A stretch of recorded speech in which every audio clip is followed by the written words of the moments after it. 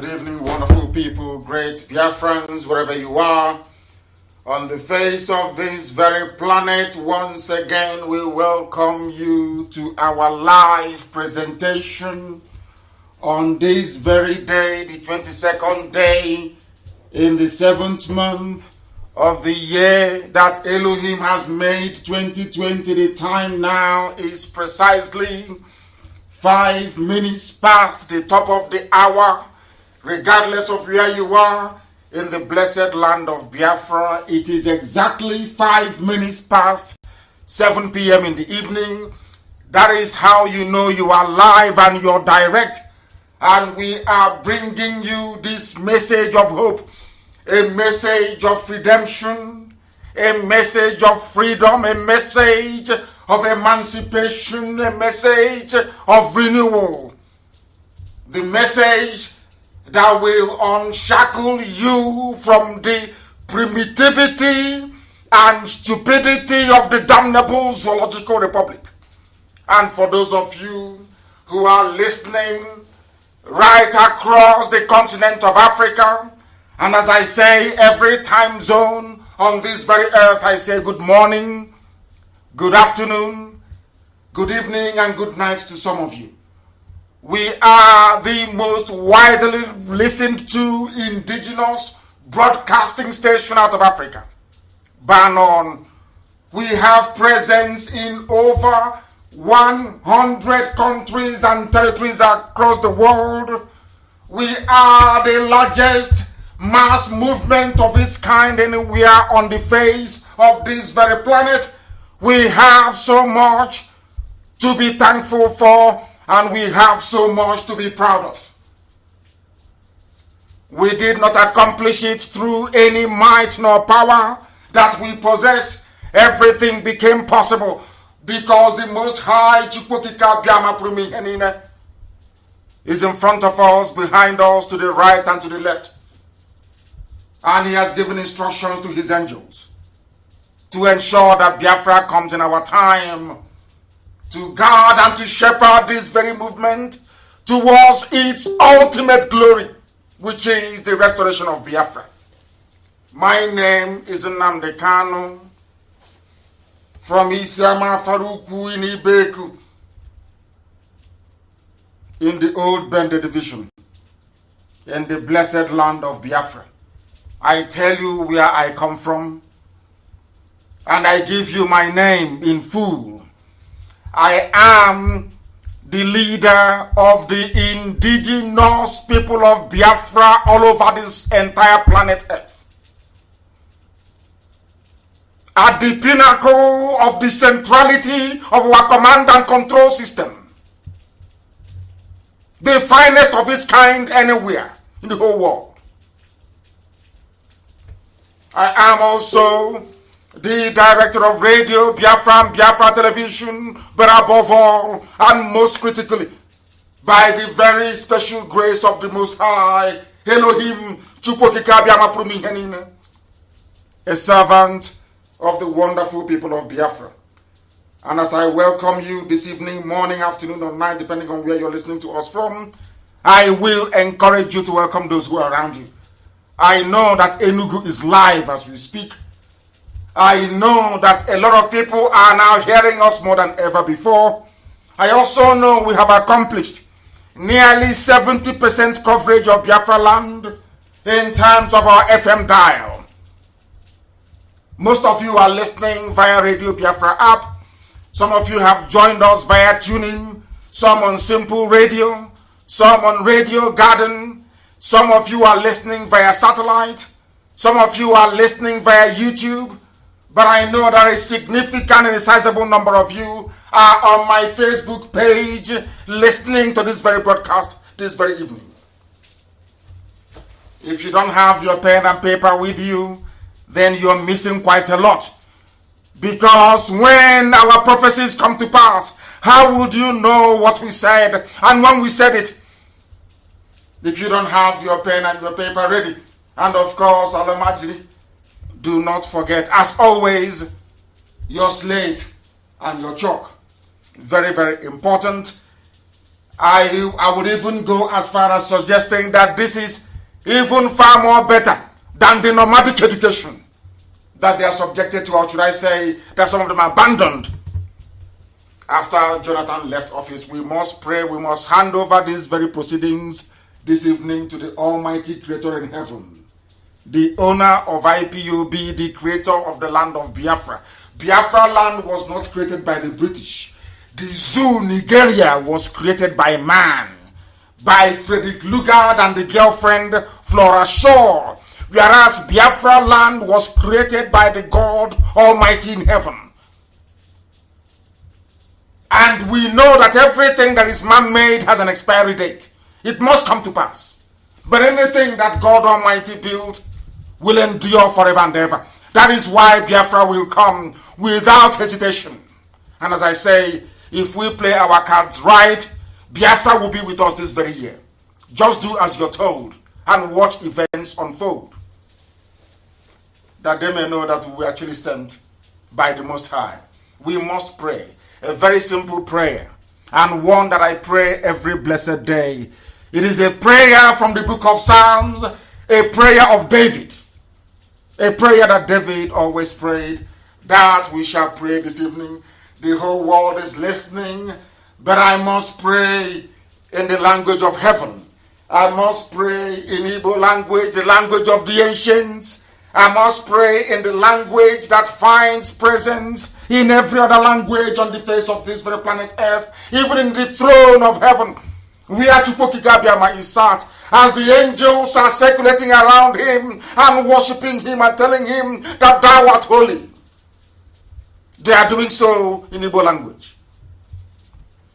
Therefore, I must pray in the language of the very oldest people to walk the face of this very planet Earth. Yes, onye nwanyị na Chineke na nke pụrụ m ihe niile. Onye ma mma ya na ebere ya na-adịgide ma ruo mgbe ebighị ebi. Onye eluigwe n'ụwa na-agba akaebe ịhụnanya ya na ebere ya, mara ya na ọmịiko ebe ndị ya nọ. Chineke na nke usu niile nke ndị agha. Onye ọ bụ naanị ya bụ mmalite na ọgwụgwụ. Onye ndị Igbo na-etu ebighị ebi.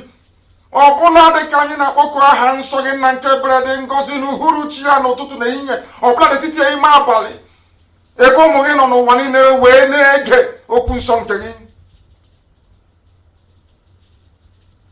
Ndị okenye wee na-atụ mkpọ ọlaedo n'ala, wee na-asị na ịdị nsọ, na ịdị nsọ Chineke. Ebe kachasị ebe niile elu ebe obibi gị. Lekwa ọlụ aka gị ọbịa bụ ka mbara igwe na-egosi. Kpakpando wee na-agba aka ebe ịhụnanya gị na ebere gị. Anyanwụ ụtụtụ wee na-ekuni, wee na-ekwu na Jehova nke usu niile nke ndị agha na ọ bụ naanị ya bụ eze. Ọnwa wee na-agba n'etiti abalị, na-asị na ndị nsọ ga-abịarịrị, na Biafra ga-enwerịrị onwe ya, na ndụ na-abụghị n'ọnwa eze ebube dị ngọzi. Anyị wee na-eto wee na-aja gị mma, si ma leenu, ọ bụ naanị gị kere ihe niile kere eke, mana onweghị onye kere gị. O nweghị ihe ọ bụla eji ama atụ si n'ọbụ ya yiri gị. Onye ime eluigwe, onye ọ bụ naanị ya na-achị, onye ike niile nọ n'ọba dara aka ya, ụmụ gị na-akpọkugu n'ụwa niile, eze ebube dị ngọzi, n'ihi na IPOB bụ nke gị.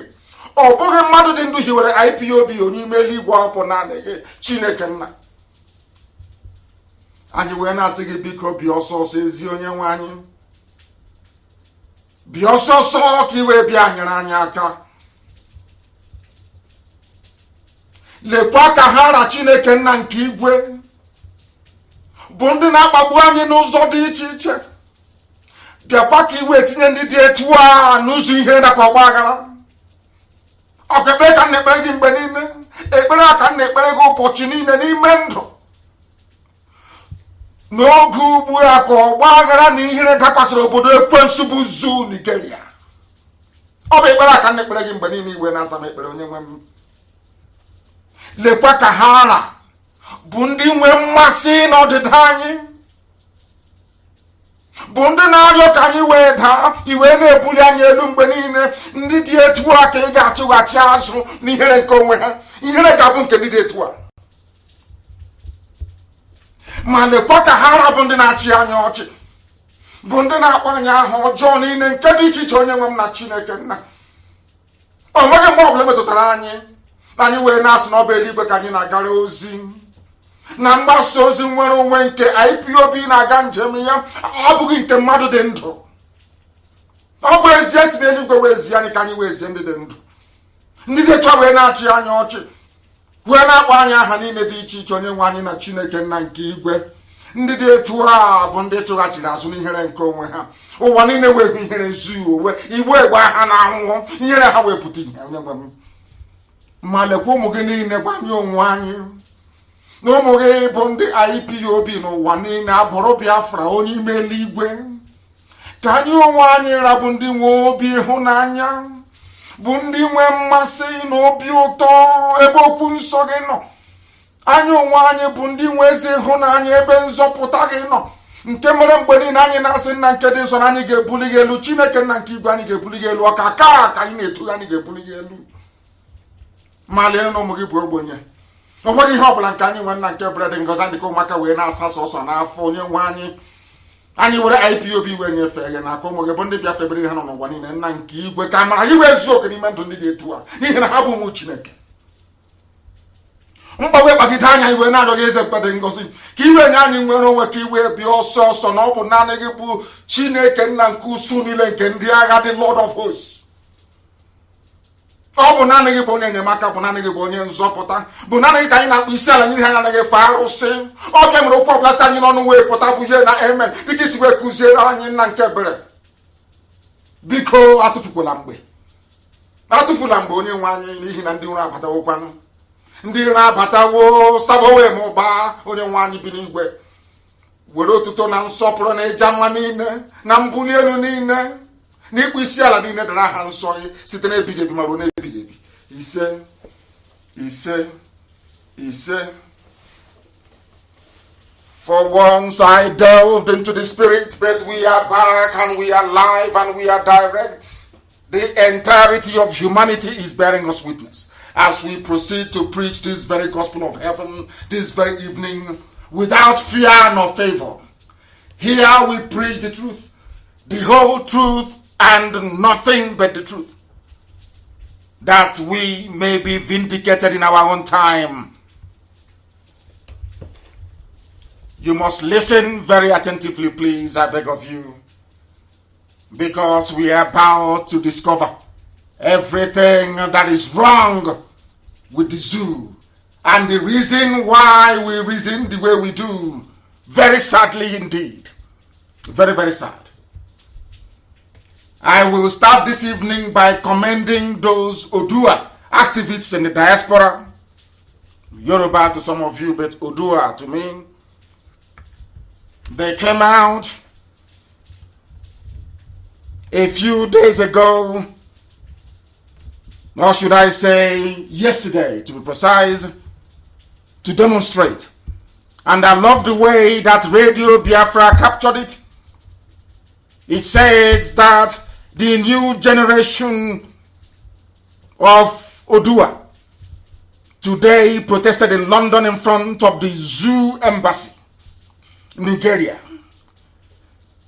They were demanding for the disintegration of the man-made contraption, that horrid experiment gone wrong by the British, that very place where corruption and looting is a badge of honor, where mediocrity, stupidity, and idiocy reign supreme.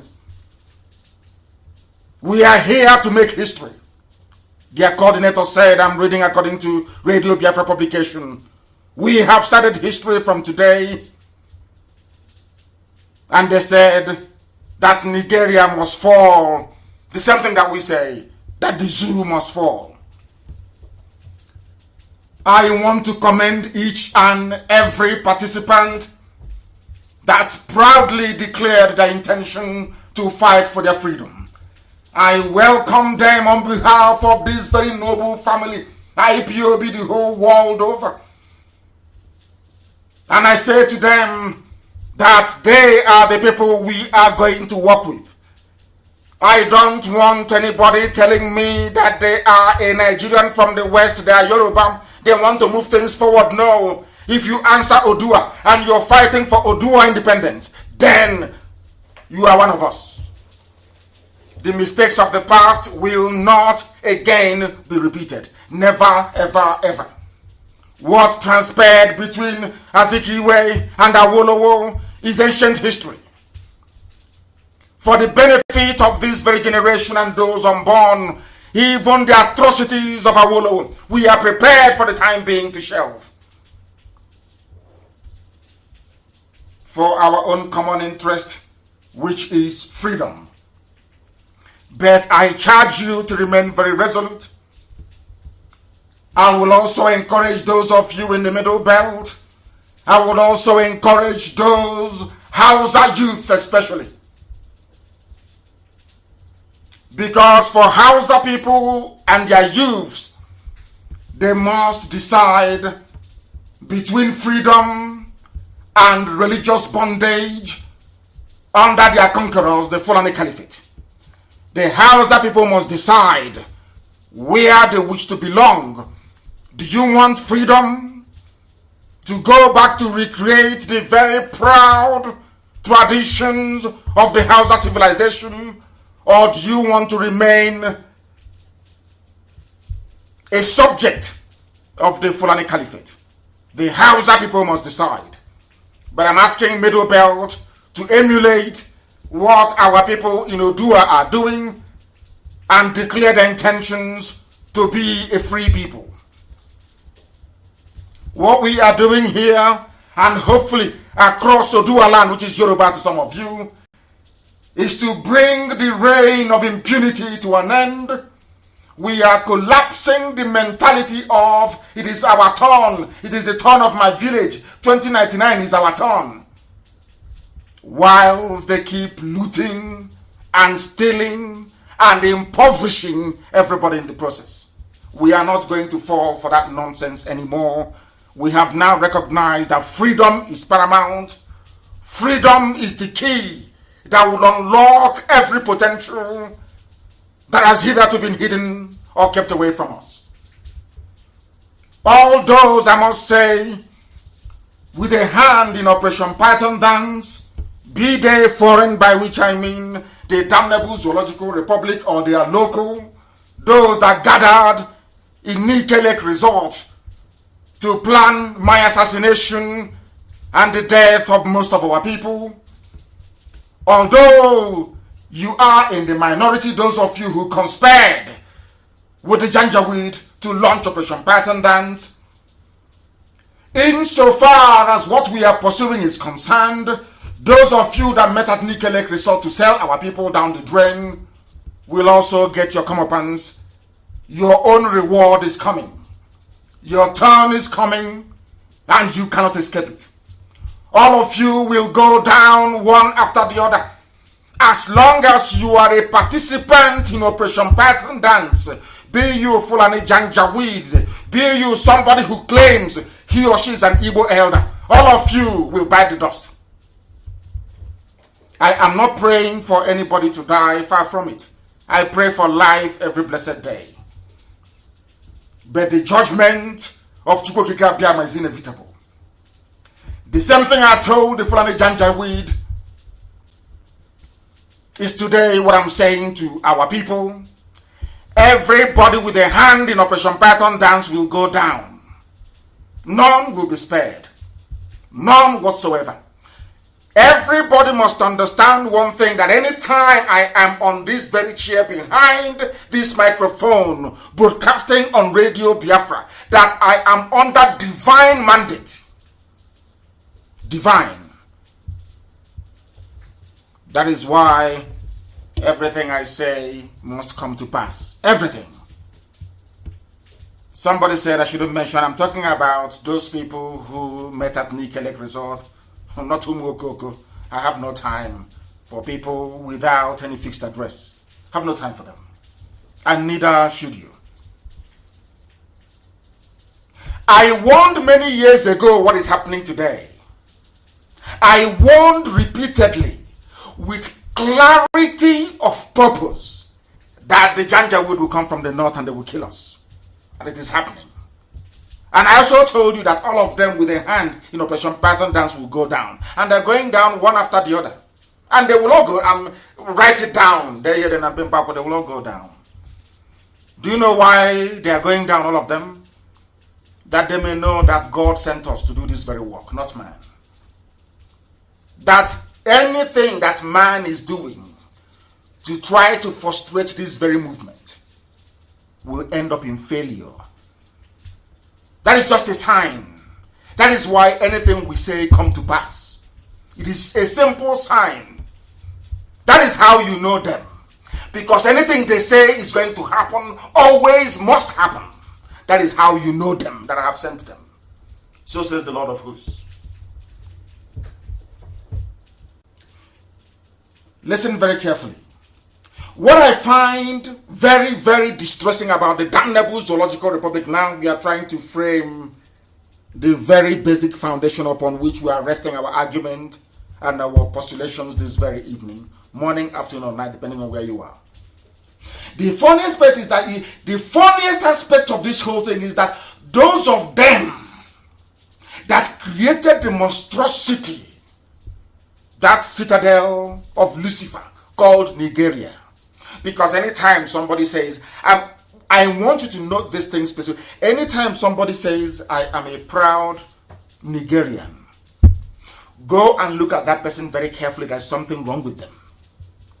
If not today, in time to come, you will discover it. The funniest aspect is that those of them, the British, that created the monstrosity, the Nigeria, and their local beneficiaries, the Janjaweed, the Caliphate, and the corrupt, now is very clear, corrupt politicians everywhere, and even corrupt bureaucrats everywhere. They are the beneficiaries. That is why they want one Nigeria at all cost. Anytime somebody keeps saying, I want, look at them. Either their father, their mother, their uncle, their sister, their aunt is benefiting from the rampant corruption and thievery in the zoo. They come from a lineage of thieves. Only a criminal, only a certified, born natural criminal will ever support the damnable Zoological Republic. Only a criminal of irredeemable disposition will ever support the zoo. Now, they are determined more than ever to keep the abomination, that contraption, that British contraption. They are determined to keep it going. Why? Because you can steal money and nobody will ask you questions. You can kill as many people as possible and nobody will ever ask you any questions. You can form as many terrorist groups as you like in the north and nobody will hold you accountable. You can do anything you like. The presidential jet can wake up in the morning and fly gold to Switzerland as they did a few days ago and nobody will ask any questions. Your schools are not fit for purpose. Your hospitals are not equipped. You are dying. Your roads are virtually impassable, as is the case between Enugu and Onitsha, and nobody will care. That is why they want one zoo, one Nigeria. The same way that some people conspired in the olden days to keep slavery going, even when God and heaven and humanity rejected it, is what is happening today. Black people was against the end of slavery. Black West African people was against the whites that actually promulgated laws banning slavery. If you come to our land then, there were some men who benefited so much from slavery, they never wanted slavery to end. The same thing is happening today. If you ask your so-called average zoo intellectual, they will tell you that what is happening is wrong, that what is happening in Nigeria is bad and must be brought to an end. But if you ask them, what are you practically doing to bring this level of iniquitous existence to an end, they will tell you one more election will do it. That's what they always say to you. Oh, why don't you? Just one more. Only if you can get one good leader more. That is the silver bullet to solve all our problems. But I have just discovered, very sadly, that the greatest task on this earth is to get a black man to reason like a human being. The same way, it is a very delicate task to stop an Igbo man from tilting towards gossip.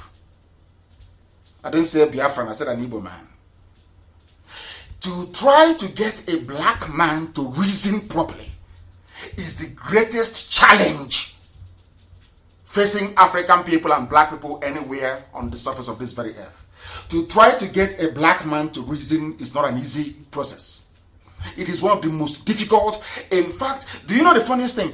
Every other race on this earth, every other part of God's creation on this very earth has now attained a level, attained a level of consciousness and reasonableness that they can feed themselves, they can clothe themselves, they can manufacture at least 60% of the goods and services that they consume. But in Africa, we manufacture nothing and we consume everything.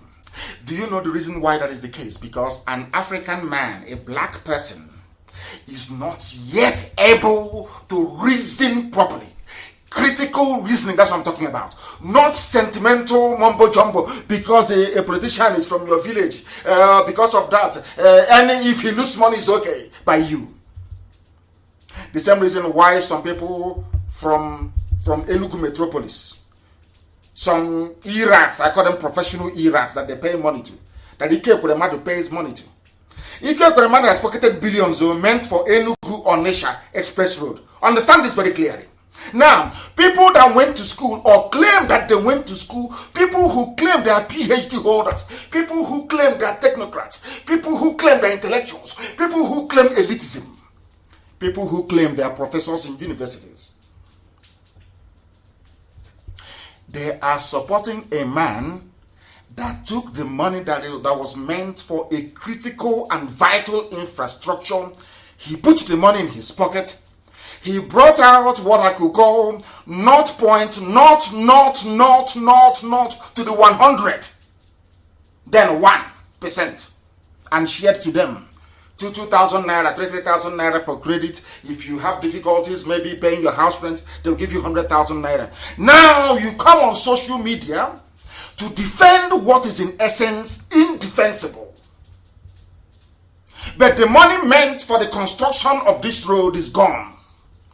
Onitsha Enugu Express Road is unpassable. Unpassable. The reason why I'm alluding to this is because these are the same people telling you about Igbo presidency in 2023. These are the same people that are going to occupy high office come 2023. Look at what they have done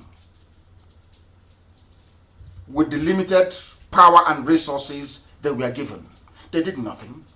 Instead of improving our lives, they diminished it.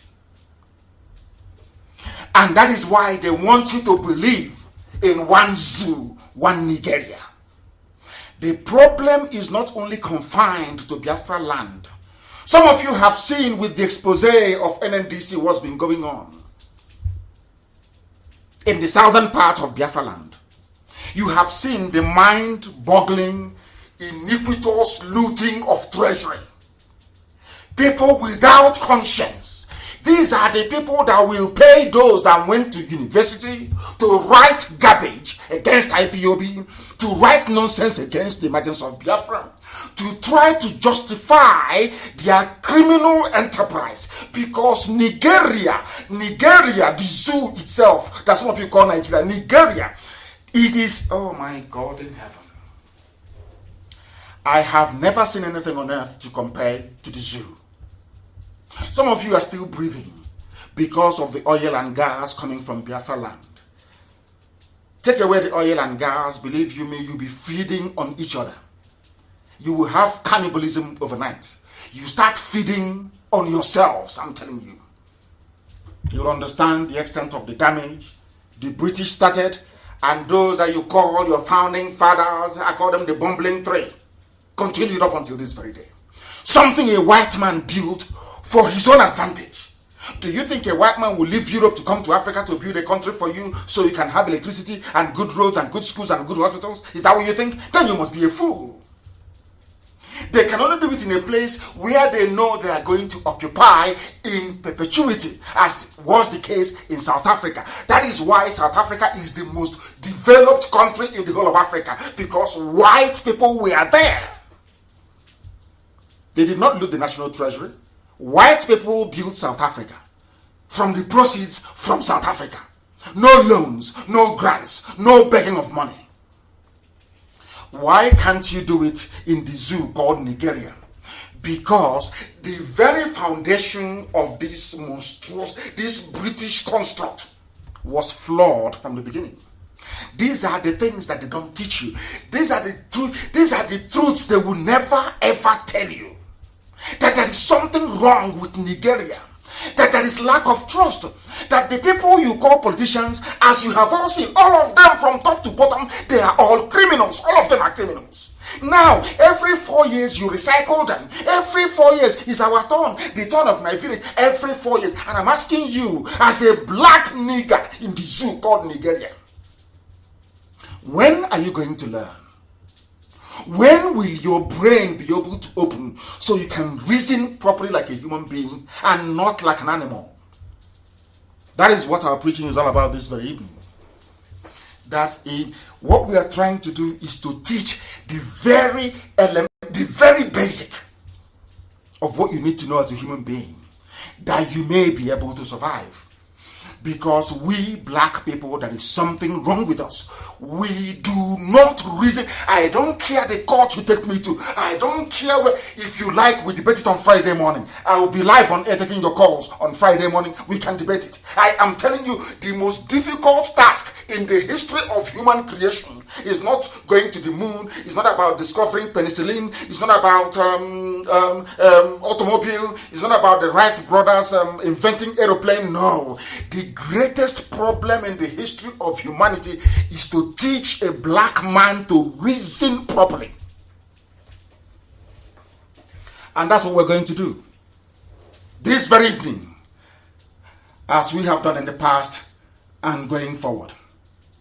You must understand this. The greatest task on this very earth is to get a black man to reason like a human being. The same way, it's just like trying to keep an Igbo man away from gossip. Hey, it's impossible now. Come on, for goodness sake. How can you keep an Igbo man away from gossip? Oh no, please, give me a break. Anywhere there is gossip, you find them there. Gossip, the gossip is sweeter than honey to an Igbo man. Gossip. Unverified rumors and gossip is like honey to them. That is how hard it is. Trying to remove feeding bottle from the mouth of a baby saboteur is as hard as trying to get a black man to reason properly. But any day, believe you me, any day you begin to reason properly, you will now understand that the criminals you voted in 2015, the same people you recycled in 2019, yeah, the same idiots you're also going to recycle in 2023. The same thing keeps happening. No electricity, no good roads, no good schools. You keep lamenting. You come on social media and you lament. You talk from morning till night. You pray to God. You pay your tithe. You pay your offering. You do everything. Your daddy GOs will console you, and your life remains the same.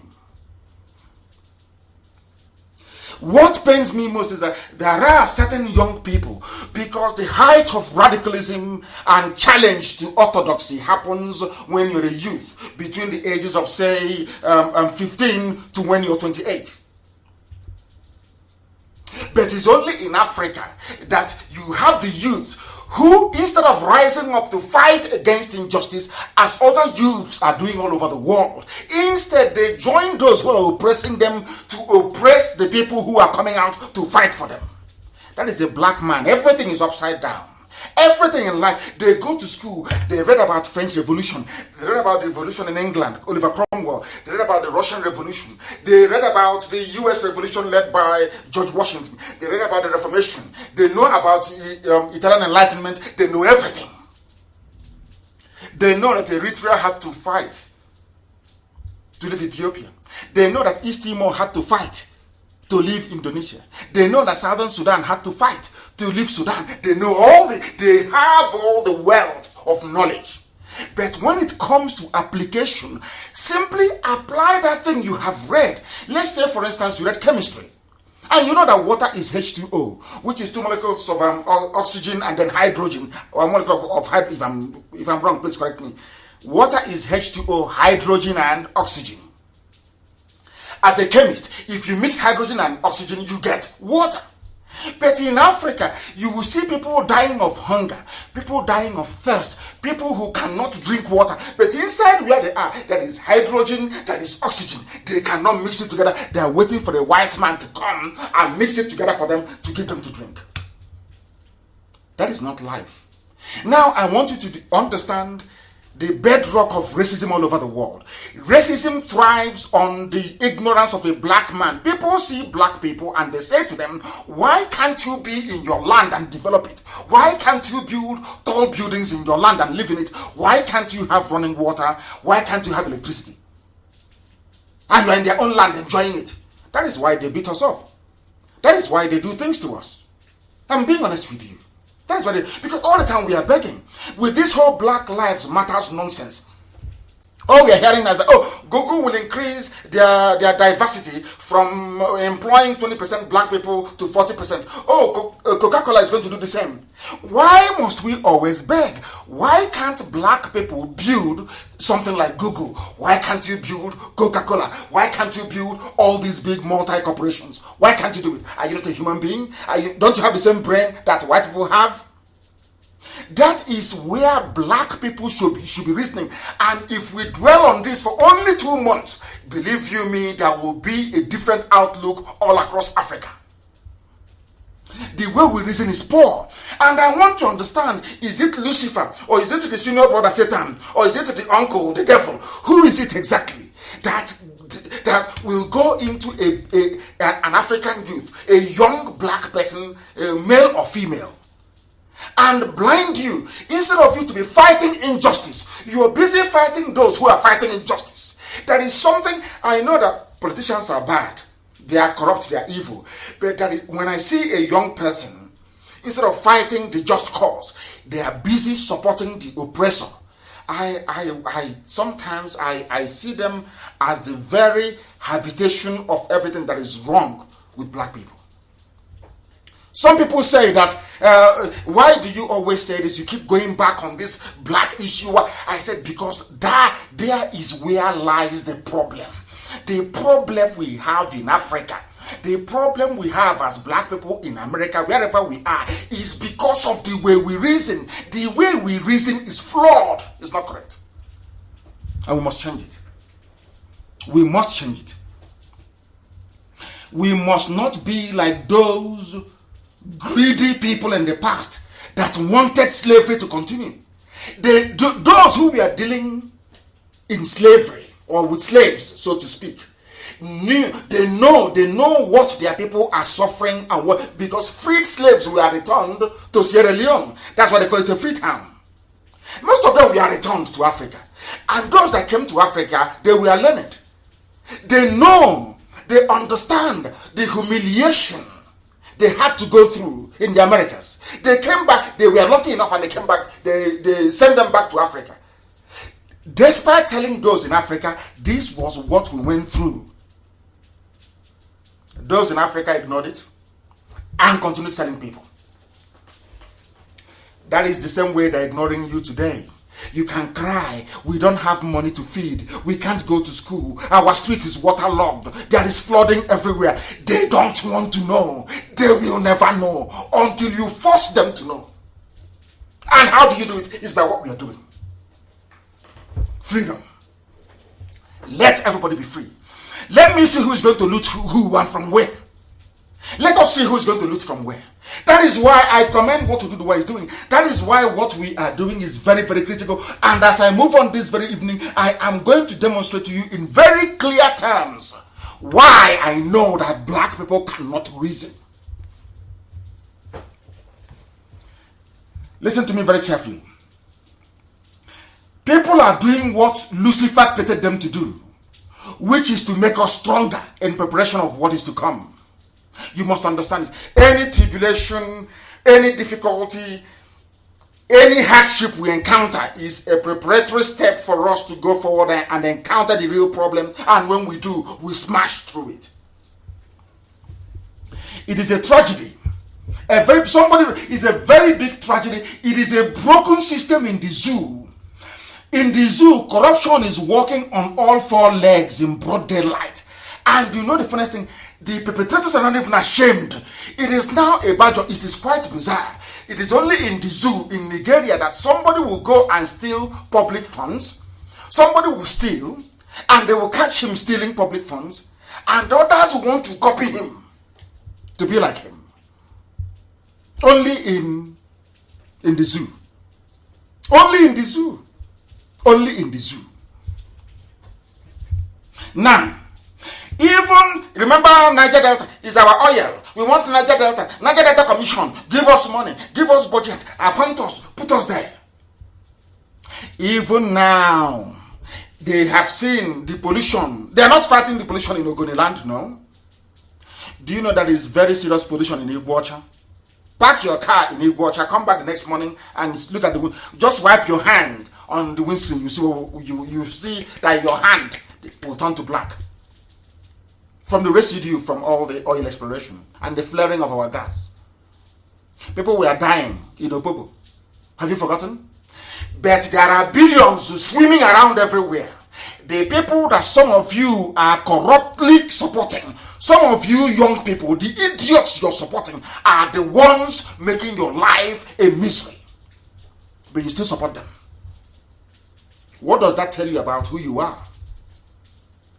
What did that tell you about who you are as a human being? That you are evil. It is your type of people, your family and your lineage that benefited from slavery. That even when people that fought William Wilberforce, people, they passed a law in England banning slavery, you were still selling your own people. Even when people came back from America to tell you that, see, this is what they're doing to us, life is horrible in America, you continue to sell your own people. Now tell me why the devil is not a black man. Tell me why Satan is not a black man. People without empathy, nobody feels sympathy. You see, your own children are shopping in Dubai, traveling with private jet. Other people's children are hawking banana, selling oranges to survive. And you're happy. You are happy. You're a happy nigger. You're a happy black man. That shows how demented. That shows that Satan has built skyscraper inside you. Now you understand how evil you are. Now when white people paint Satan as black, you understand why. Do you think they just woke up one morning and decided to draw Satan as a black man? It is because of your behavior, the way you reason, the way you do things, and your wickedness against one another.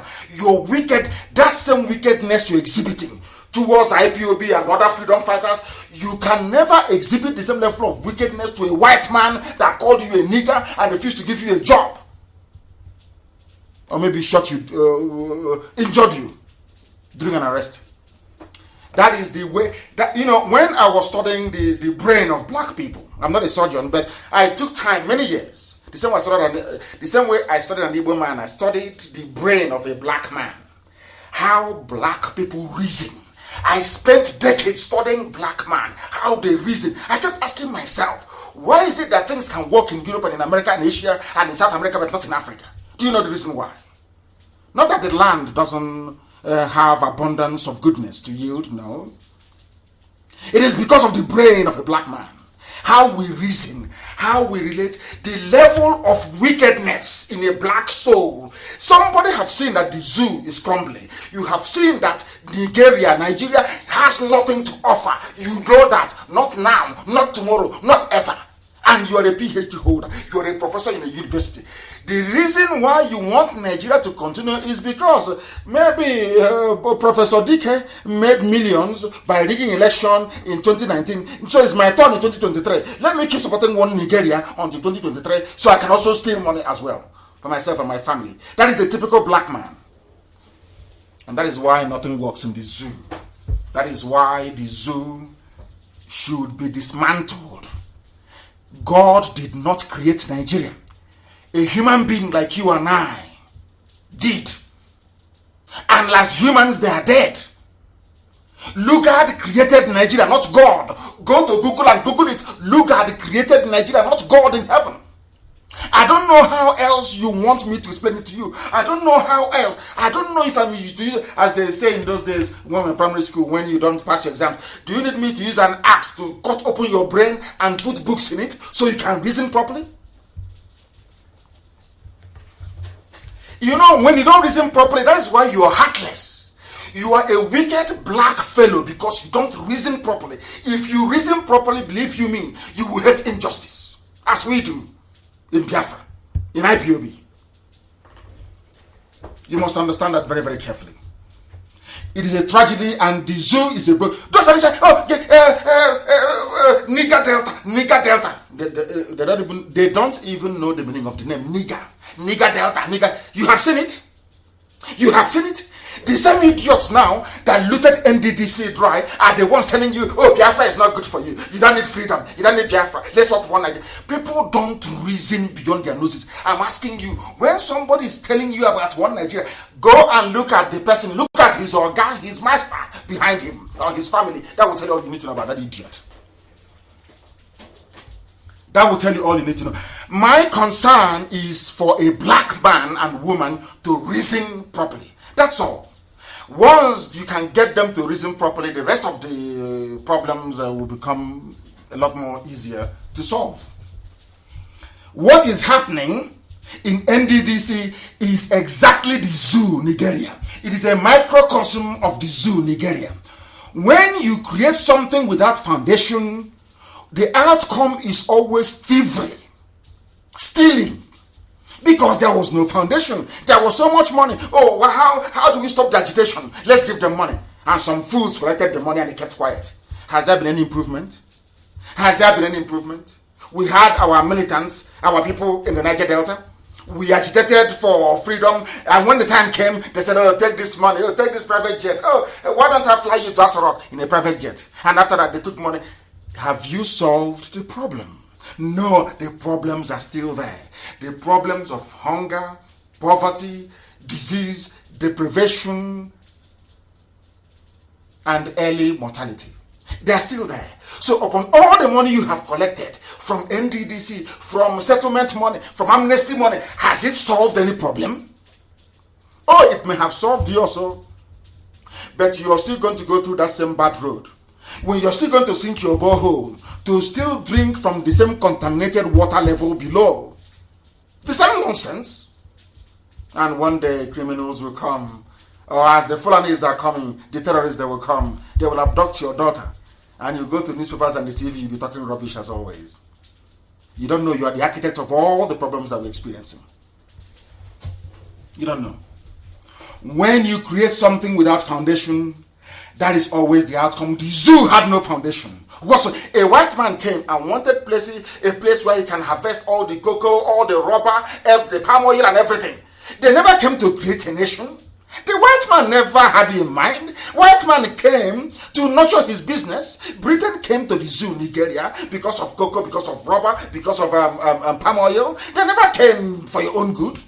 But you, as a black man or woman that went to university, you went to Harvard, you went to Princeton, you can. Those books are in the library, in all those places you went to, but you still cannot read them. Even when you do, you can't understand because you're a black person. Your brain is not fine-tuned to reason properly. Nobody gives a damn how much you have stolen. They don't care, they don't give a damn. Now, somebody quite cleverly wrote and they sent it to me. This is not original by me. Somebody wrote it and they sent it to me so that I can use it for tonight's program. They said, see the reason why we need Biafra and not these corrupt gangsters claiming to be Niger Delta or Nigeria, as a matter of fact. All they want to do is to strangulate you. Strangulate you. When they see you agitating as they did to me many times, they give you money. Oh, why don't you soften down? Why don't we work together and make Nigeria a better place? You know it's never going to work. Everybody knows that. They've been saying the same garbage from 1960 till now. Nothing has ever worked. Instead, it's getting worse. Now, they stole 81.5 billion naira.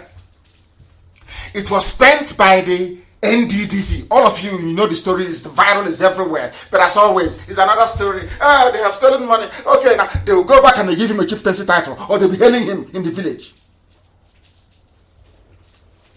When you're hailing somebody who have stolen your future, how do you think God will look at you? That is why you keep suffering now. That's what and later on, black people all over the world were paying the price of our ignorance. That is the essence of this program this evening. That all this our stupidity, we keep laughing and keep making comedy, making jokes, watching Big Brother, all this idiocy, it has filled our brain. We are paying for it. There is always a price tag. I read one James Hadley Chase book in those days. There's always a price tag. There's always a price tag to stupidity of a black man. You black people, you will continue to pay for your stupidity year after year. You pay, your children will pay, their children will pay, as our forefathers paid, and they're still paying till today. Nobody is ashamed of themselves to say, when can all this nonsense stop?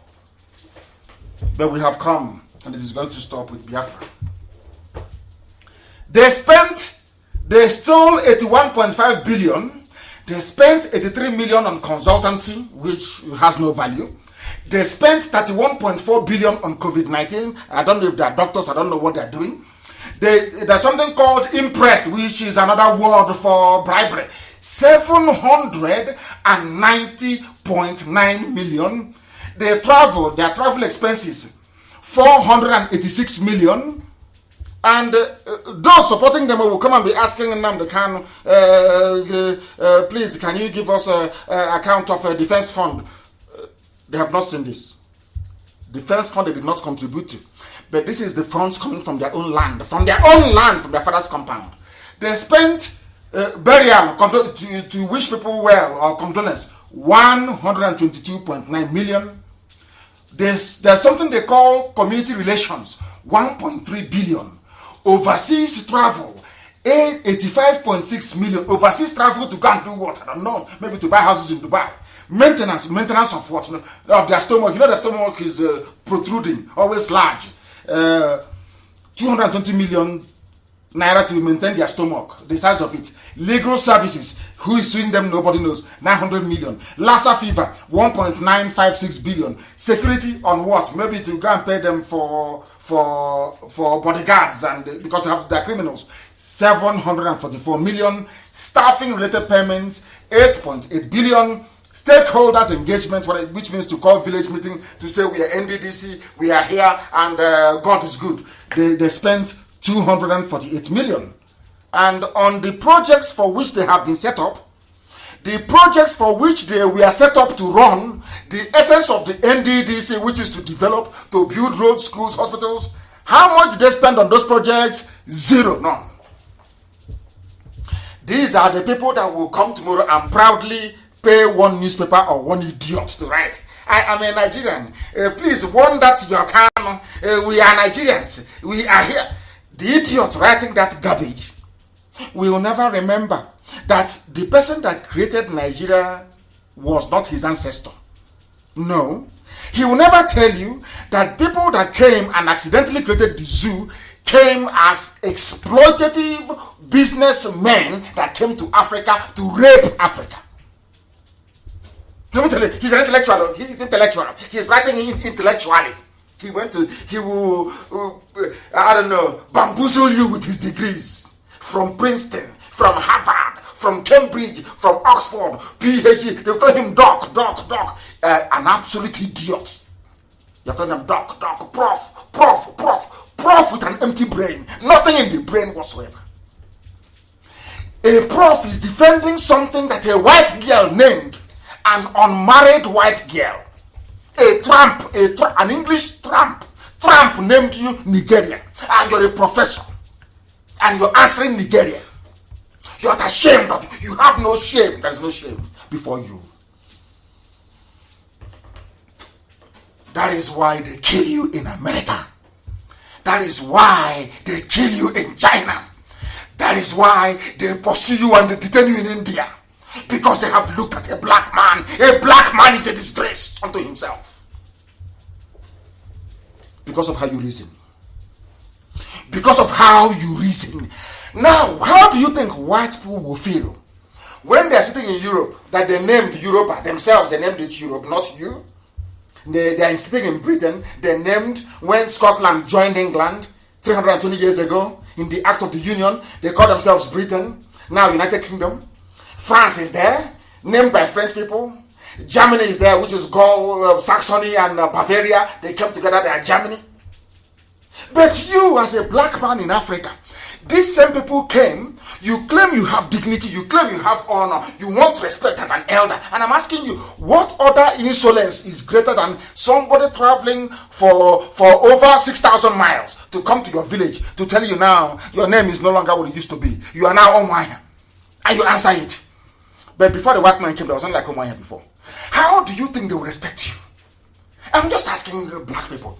How do you think white people will respect you when everything you are, they made you the way you are? Your religion they gave you, the way you dress, everything about you is from them.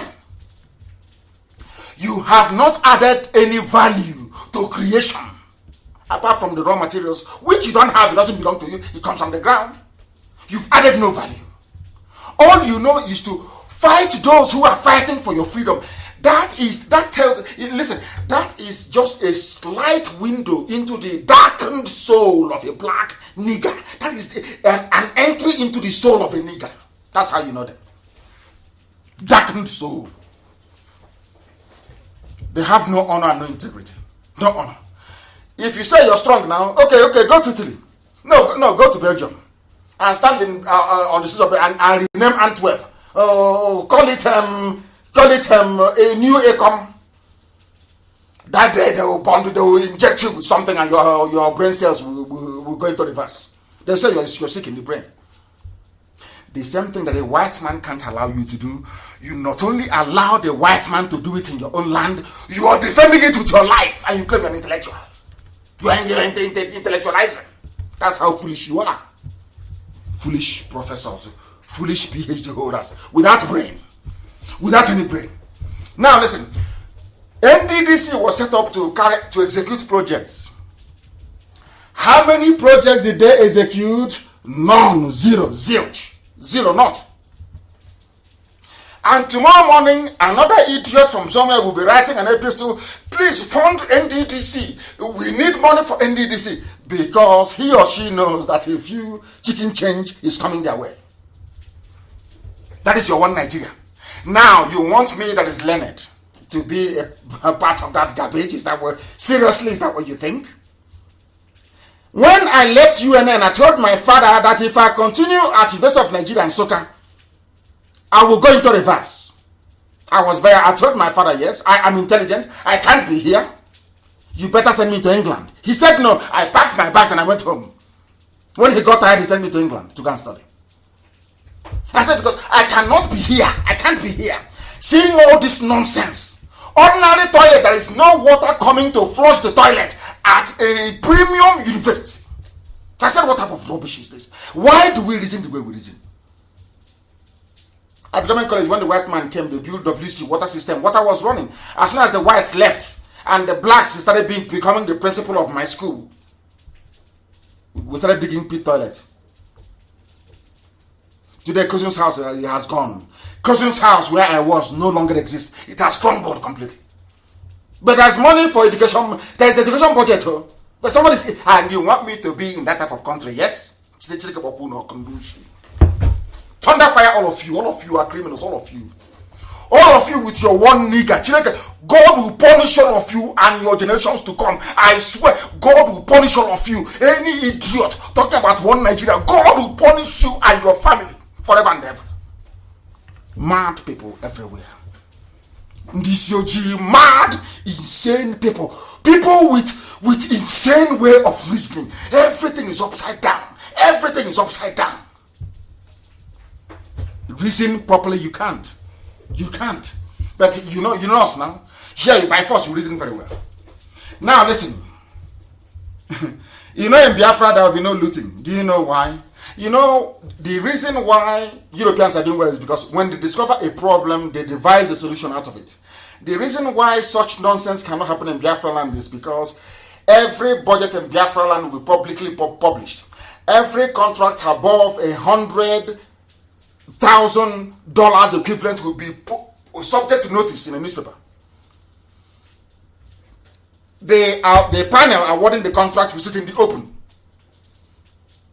There can be no fiduciary issues, no conflict of interest. And anybody you pay bribe to, both you and the bribe giver and the bribe taker, are all going to jail. It doesn't matter who your relatives are. This nonsense I am fighting for Biafra because the nonsense you're witnessing with NDDC and your EFCC and NMPC cannot obtain in Biafra. It is impossible. It's impossible. It's impossible. Form as many cabals as you like. That is why I have no friends and I have no enemies, as I am. Ask them within IPOB leadership structure, that is. You know, some people say, oh, they have no structure. And I wonder what type of school they went to. How can you, a semi-illiterate, want to challenge me, to debate with me? You are not well read, and you want to debate. People say, oh, but they have no structure. We'll get to that later.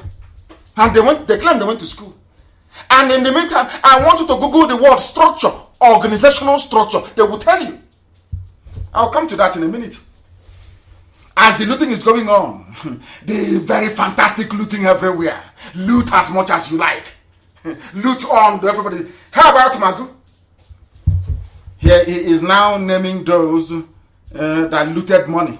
Those that benefited and looted cash from their so-called EFCC. As I told you, I warned Magu. I said to them, all of them, release Olisametu. They thought I was joking. Release Olisametu. They said no. I said, if you don't release him, Magu, you will be in trouble. Is Magu not in trouble today? And I said, the more you keep Olisametu, the more things will be unraveling. Because where IPOB is, none of you can get there. None of you can. I want them, release Olisametu. They said, no, we can't. They said, Nnamdi Kanu talking. He's just talking on radio. Today, where is Magu today? And all his accomplices. Are they not going down? All of them going down? I said all of them. All of them. All of them are going down. And you're playing with us. It doesn't.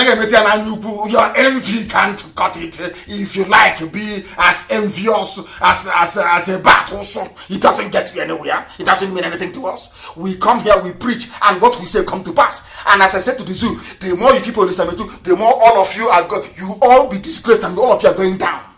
All of you are. Keep him now. You will see what will happen. Keep Olisametu. And who is fighting for Olisametu? Am I a politician? The answer is no. Look at all those who are politicians with Olisametu. Those he claimed were his friends. Are they speaking up against his unjust incarceration? No. It's IPOB who is fighting for him. Our people don't. Some people don't. That is why. And you see, envy and jealousy is very, very destructive. That's the thing about a black man. A white man came, destroyed you, your way of life, turned you upside down. You never questioned. He said, from now onwards, that's your name, Chinyere, is no longer good. When you come to baptism, you must answer Isabella. You said yes. That's a black man for you. Or black woman, as the case may be. That is where you see how we reason. And now, that white man has gone back to Portugal, gone back to Rome, gone back to Ireland, gone back to... You think they will respect you? Now, I want anybody to go to Ireland, anybody to go to Scotland, I want you to go to Germany or to France. Say to them, oh, before you can come to God, change your name. From Pierre to maybe Onebuchi, and you see what they will do to you. In every aspect of life, we have shown the world that we are inferior, that we cannot reason. You can't come to my house and tell me, unless I answer your name, God will not see me or visit me. I will tell you that you are mad. I will tell you you're insane. But we swallow everything, hook, line, and sinker. We never reason, we don't interrogate. And that's why we are here. To make you to reason. To make you to reason. They are naming those of them that went and took money. As I told Magu, you will be in trouble. We are IPOB, I'm Nnamdi Kanu. I told you will be in trouble. I warned you. Release Olisametu, you said no. You are doing gra. We are EFCC. We are Janjaweed. I told you will be in trouble. You said no. Have you seen it today? That's the power of Psalm 70. Everything I do, I anchor it on God. Psalm 7:0. Go and read it very well, you will see. That's my prayer. I pray it every blessed day. I have been praying it for 4 years. I said every day. I pray it every blessed day. Without fail. Without fail. If I'm flying, if I'm in an aeroplane, in a ship, anywhere I am, I pray it. And Psalm 119. Every blessed day I pray it. God did it again. I asked Elohim. You see, our enemies of Biafra and enemies of Biafra, just go and drop confusion inside them. And again, I said, disgrace them. I don't want to in-house disgrace them that the world may see. Is that not happening today? Magu and his people? A young black man, a graduate without a job. That is what, when I think about it, I know that black people really were insane.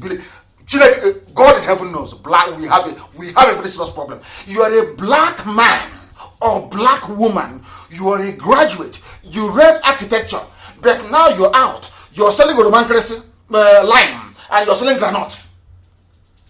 And you managed to raise some money to buy Infinix phone, the very cheap one. You put data in it. And you're defending the person that made it impossible for you to get a job. A politician. And you want me to regard you as a human being. God forbid I cannot. You're not a human being. You are not. You're a zoo animal. And when I call you zoo animal, you start getting upset. Let us go to Magu. I warned him. He said, no, who are you? We are the cabal. He's not giving you the names. Now listen, it's not our news. I'm giving you news from the zoo. Now listen. The suspended acting chairman of EFCC, Ibrahim, he's a Fulani Janjaweed. Ibrahim, can you imagine if it was an Igbo man, a Biafran, a Efik, Ibibio man, head of EFCC? By now, they will bring the person out in Abuja, they will cut you into pieces in broad daylight. And they will say, hey, we are not fighting corruption. Kudos to all of you. But because his name is Ibrahim Magu, nothing will happen to him. The same thing. Have you forgotten Ibrahim Lamode? That one stole $5 billion. $5 billion he stole and ran away from EFCC. The same Fulani. They are the ones fighting corruption. You people are daft. When I look at an average zoo person in Nigeria, when I look at you, I just, and I'm being very honest with you, God in heaven knows. Once you say you're a Nigerian, I don't see you as a human being. I'm being honest with you. Once you open your mouth and say, I am a Nigerian, I don't regard you as a human being. You are beneath contempt. Now listen. Malami alleged that Magu sold some of the recovered assets to his associates. This is the man fighting corruption in Nigeria. He is fighting corruption in the nigger area that Britain created. That is why, sometimes, whites, they are very funny. They are just watching us, a bunch of monkeys and a few baboons, jumping up and down, looting, eating banana, eating plantain here and there. Not our plantain, no, another person's plantain, we just grab it and we eat. Then, seriously speaking, I believe that Britain and the rest of the civilized world, there is something, sadistic about their enjoyment of what is playing out in the zoo. I'm telling you the truth. I'm telling you. Somebody you call to fight corruption that put Olisametu in jail. Olisametu was given 400 million naira to run a PDP campaign. He didn't steal any money. He's in jail. Why is Olisametu in jail? Because he criticized the dead Buhari when he was alive in 2015. That's all. They put him in jail. And they used a Biafran man, Aban, to put him in jail. You see how we are. You see how intellectual we are. Oh, we are only intellectual at fighting our own people. That's at the height of our intellectuality. We never fight Fulani. No, of course not. It's only our people that we fight. Look at Aban. He's a learned judge. He's jailing his brother that did not commit any crime. That is your typical Easterner. Very, very vile and evil. Vile and evil. Now listen, he's the head of economic financial recovery and the czar of anti-corruption czar. Where did all these things go to? Do you know what Magu said? on allocation of vehicles to some government agencies through special auction with presidential approval. In other words, your so-called, whoever is wearing the mask now is in on it. Or Jubril, because Buhari died January 2017. If you like, believe. If you like, don't believe. That is your cup of tea. You are a baboon. You are a zoo. You are a black nigger. You know nothing. Your brains are empty. You can't listen. I'll prove it to you later on that Buhari is dead. Everything will come on air. I will keep proving it to all of you. Because some of you are daft beyond recognition. Now, listen very carefully. Magu, what happened to the cars you seized as EFCC chairman? What did you do to it? I sold some of the cars because sometimes all this grammar, it confuses our mothers in the village. That's why our program is different. I don't believe in all this useless top grammar that has no meaning. No. They asked Magu, where are all the vehicles, all the cars and the lorries you collected? Where is it? He said, I sold some of it with the approval of the presidency. I asked them and they said I can sell them. And I sold those cars to people working in the Ministry of Humanitarian Affairs and Disaster Management. And the value is to be debited from their allocation. In other words, rather than the state or the budget office giving money to that woman at Humanitarian Affairs, they now give it to EFCC. The cars they bought.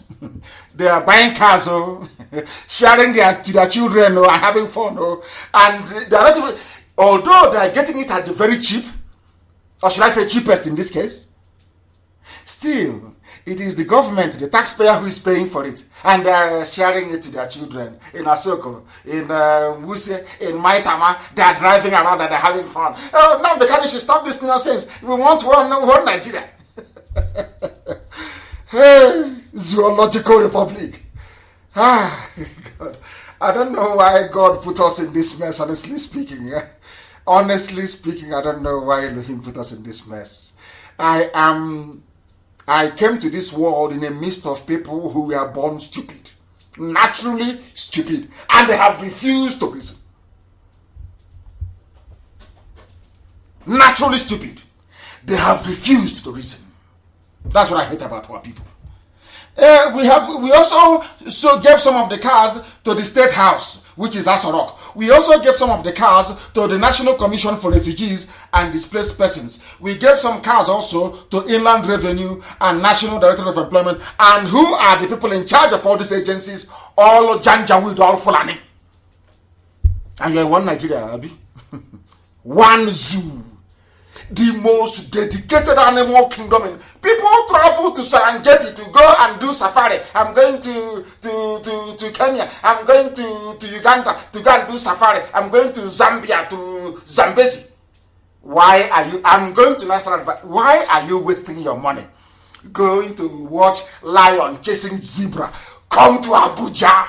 Come to Lagos. Come to what? Come and see real human beings like animals eating each other raw. Why are you going to spend your money? Just enter plane and travel to Nigeria. Like you will see, I'll just take to one checkpoint or two. They will see animals in full gear performing their miracles. Now you understand it, don't you? He didn't die in September. He died in January. Buhari died in January of 2017, not September. He stopped breathing. He collapsed after watching me in court, as I told him he would die. He watched me in court and he collapsed. And they flew him to Morocco. He stopped breathing and they stopped over in Morocco to pick up incubator, whatever it's called, life support machine, before they flew him to London. And he will pronounce brain dead. They know that I know. One day I'll give you the history. The hospital, the floor he was on, the doctor, I have all their names. I have all of it. Down, I have it. I'm holding it down. Because the brain of a black man, of a zoo animal cannot take it. They don't understand the truth. Because they were conceived in evil. An average Nigerian, an average Nigerian was conceived in evil. If you don't know, let me tell you. They're selling all your properties. They come and take your money. Oh, you fell foul of EFCC. They just take your vehicle and they give it to a Fulani man or woman. And they give to the children.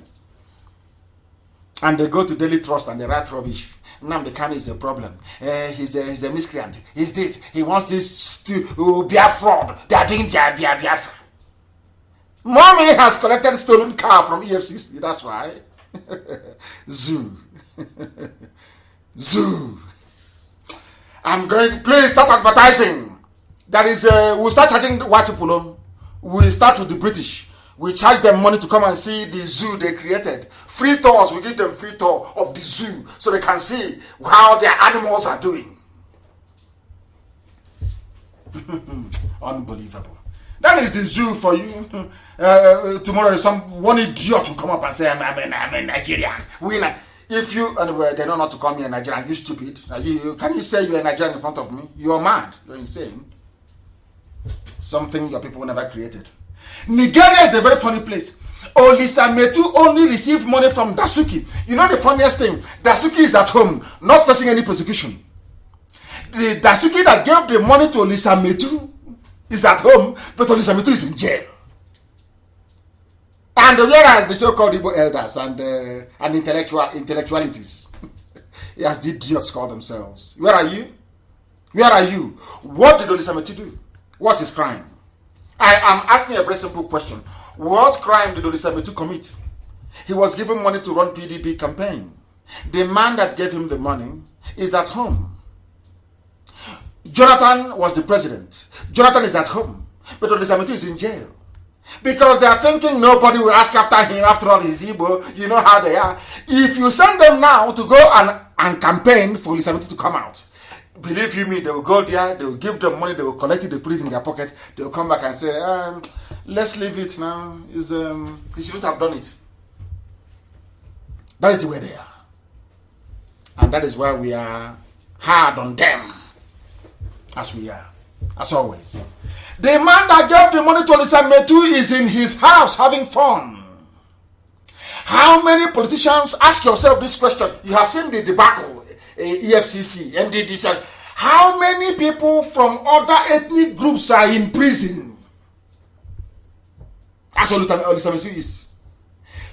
Yet, all these idiots trying to campaign against what we are doing, they cannot reason.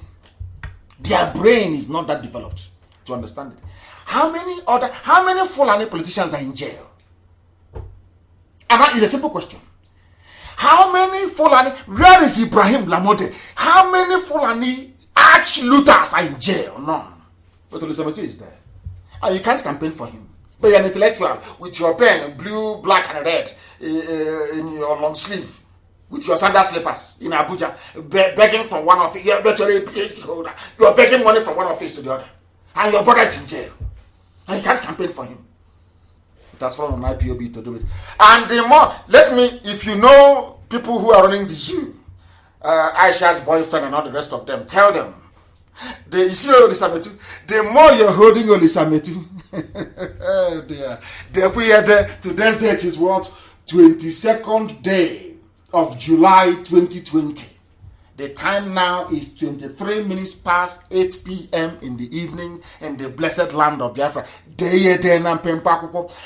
more they are holding Olisa Metu, what you're seeing now is just a tea party. The real dish is coming. Because we are not relenting. Is not everything that we do that we tell you. Is everything that we are going to tell you? Of course not. I told you before in IPOB, I am the only one that knows everything.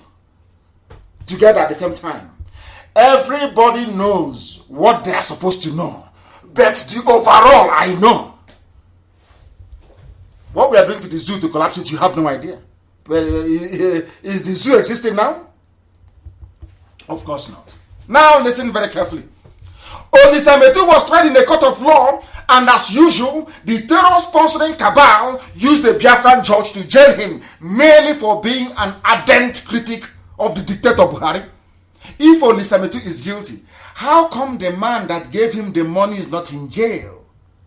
This is for the Efulefus working for the zoo but bearing Igbo names. I want you to ponder this if you understand what the meaning of the word ponder means. Go and think about it. always fighting losing battles, always.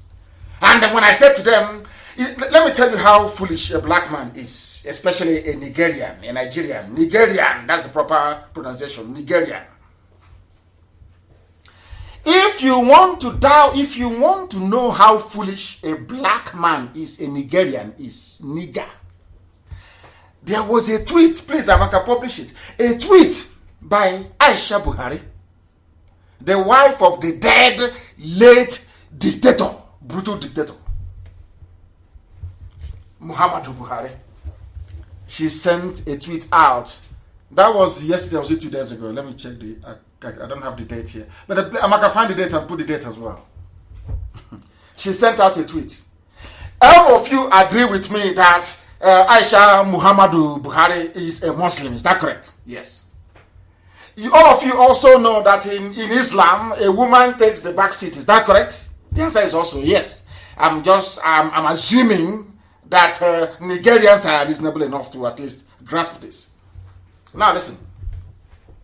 Aisha Buhari sent a text message. Inna lillahi wa inna ilahi. Let me leave out the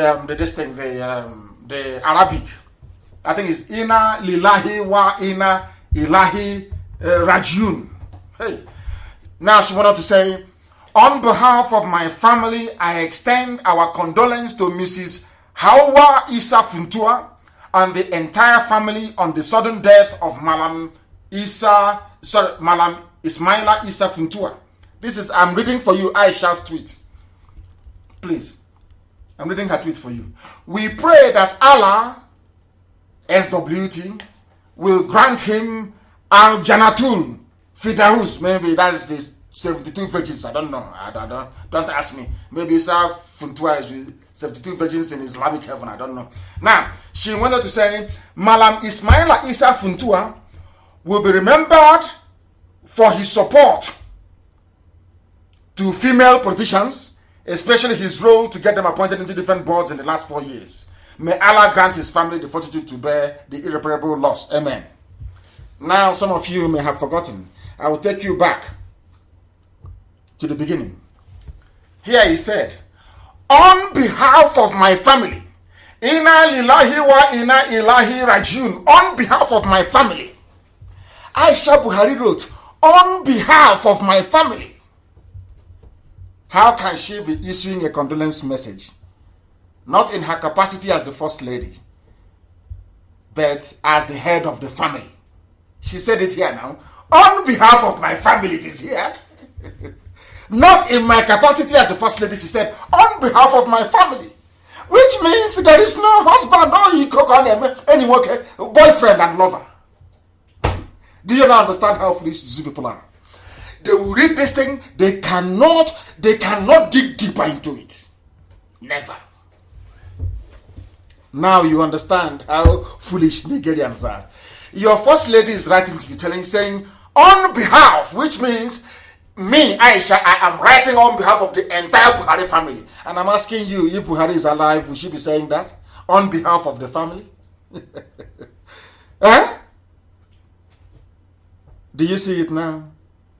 On behalf of my family. Where is your husband? We'll get to his own later on. Then you will understand how foolish a Nigerian is. You will understand how daft. These people are so useless. They are so useless, it's untrue. I'm telling you. On behalf of my family. People, because we borrowed English language, we don't know the meaning of it. When somebody says on behalf, I am speaking for my family. Then where is the man? The head of the house. You know, we have to be on a kneeling in Saudi Arabia. He's in a shallow grave in Saudi Arabia. Another proof that the dictator is long dead. I'm writing to Mr. President. Mr. President, you know, it's now shame for the zoo animals to admit that IPOB Nnamdi Kanu was right all along.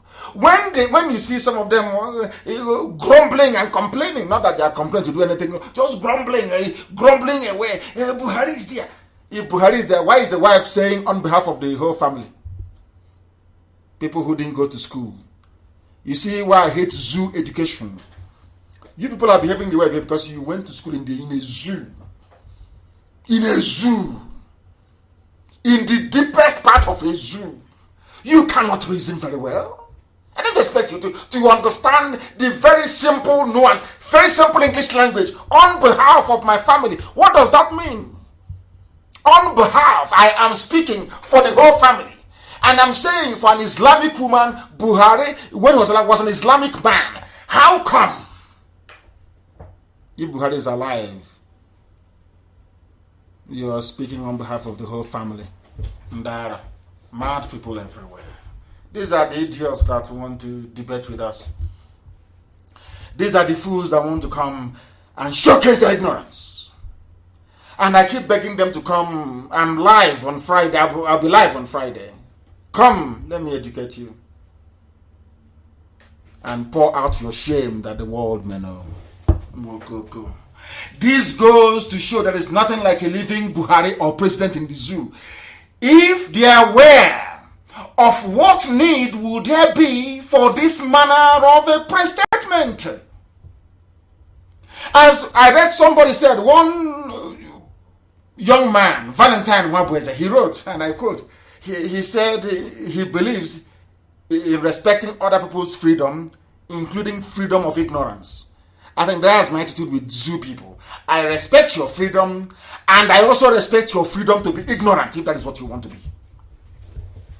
And now, and as you know, they know, as this whole thing is raging, did anybody say anything to them? No, we didn't say anything. But they have come out with a statement. Buhari fully in charge of his government. Who said it? Presidency. Oh, I forgot. I just want to prove to the world, because people are listening from all over the world. I want to prove to the world how foolish an average Nigerian is. I want to let you know that people graduate from universities in Nigeria and their brains are empty. Now, they want to prove that Buhari is alive. And Buhari did not come out to make a statement. Instead, something called the presidency.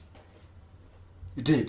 Did I do any program about Buhari in the last few days? No. But out of guilty conscience and what we are doing on the ground, it is touching them. They are now saying, Buhari is fully in charge of his government. Oh. Who said it? Oh, not Buhari. No, not him. By the presidency. It's a headline in Janjaweed newspaper, Premium Times. Do you see how foolish Nigerians are? Nigger people. Nigger people, they can't reason very well. That is what drives me insane. That's what drives me insane about these people. Buhari is in charge of his government according to presidency. Not Buhari saying anything. The presidency has released a statement below saying President Muhammadu Buhari was in charge of his government. Listen to it. That's the report. He said, Amaka, please cut out this piece and pay and post it. So, because if it's in an article, they will not read it. You know, people don't read. You know, my COG black people, we don't read any lengthy article. No, we don't. Please cut out. We are Premium Times, a Fulani paper reported it. Let me read what the paper said. Just like Aisha above, saying on behalf of my family, which means the man is no longer there. Let me read for you, please, what Fulani newspaper wrote about Buhari. He said, the presidency, listen, I'm quoting them verbatim.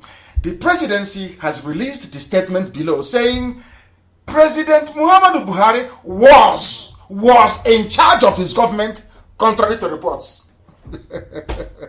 It's here now. Look at it. I'm looking at it here. Please, I'm going to cut out this bit and post it for them to see, for the world to see, for the zoo people. Let them have a look at it. Was past is called past tense. If some of you know, is present tense. Was, let's just go to elementary English now. Since people in the zoo are so foolish, they can't understand simple English language. Was means is in the past. Had they said is, that means he's in charge of his government now. But they released a statement from Asorok saying that Muhammadu Buhari was in charge of his government before. No, not now anymore. Somebody saying that I speak Arabic very well on my Facebook page at Martin Namdekano. Why won't I? Oh, dear me. Oh, the Amizu, he was in charge in the past. Please post it so they can see. Zoo animals, they cannot listen very well. That is why I can't stand them. Any animal from the zoo, I cannot stand. Now, listen very carefully.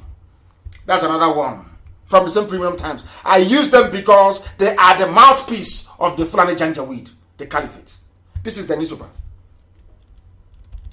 Buhari, Atiku, Saraki orders mourn Issa Funtua. So Buhari, Atiku, Saraki are mourning Issa Funtua when the wife of Buhari is saying on behalf of the family. So which Buhari is this one then? Which Buhari is this one? Which Buhari is this? When Aisha had already sent her condolence message on behalf of the Buhari family, which other Buhari is now mourning Issa Funtua? Do you see the joke that is the zoo? Do you now understand how foolish the zoo is? That tells you all you need to know. And that is why they're afraid of us. That is why they're afraid. Thankfully, you know my happiness is that we are winning souls every day. Every blessed day we are winning souls. And there is this soul here that we have won over. I don't know his name, but I'll try and play what he's been saying.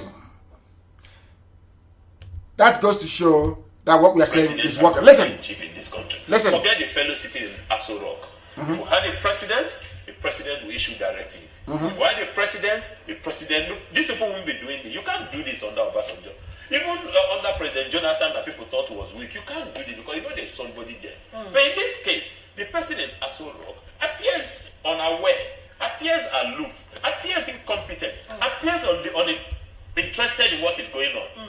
He has no knowledge. He doesn't know how to go about the whole thing. Yes. That is why ministers can disagree amongst themselves. There's no coordination. And that's why government can have policy somersault because there's no agency cooperation. Can I digress just a bit? The journalist wants to digress. The man is telling him there is nobody there. You cannot have a president and all this nonsense will be happening. It is impossible. Even Jonathan, that was a very weak president. A weak president he was. This couldn't have happened under his watch. The man is saying, we have at least one convert. We have looked at everything. There is no way you can have a president and all this nonsense will be happening. And Uma said, let's digress a little bit. Let me play it again, please. Listen. As we speak, there's no president and commander-in-chief in this country. Forget the fellow citizen. As we speak, let me play it again. He's a Nigerian, no? He's an ardent intellectual. He's an elite Nigerian. He's here telling you that there is nobody in Aso Rock. Nobody there. You can fool yourselves all you like. Issue 1 million press statements.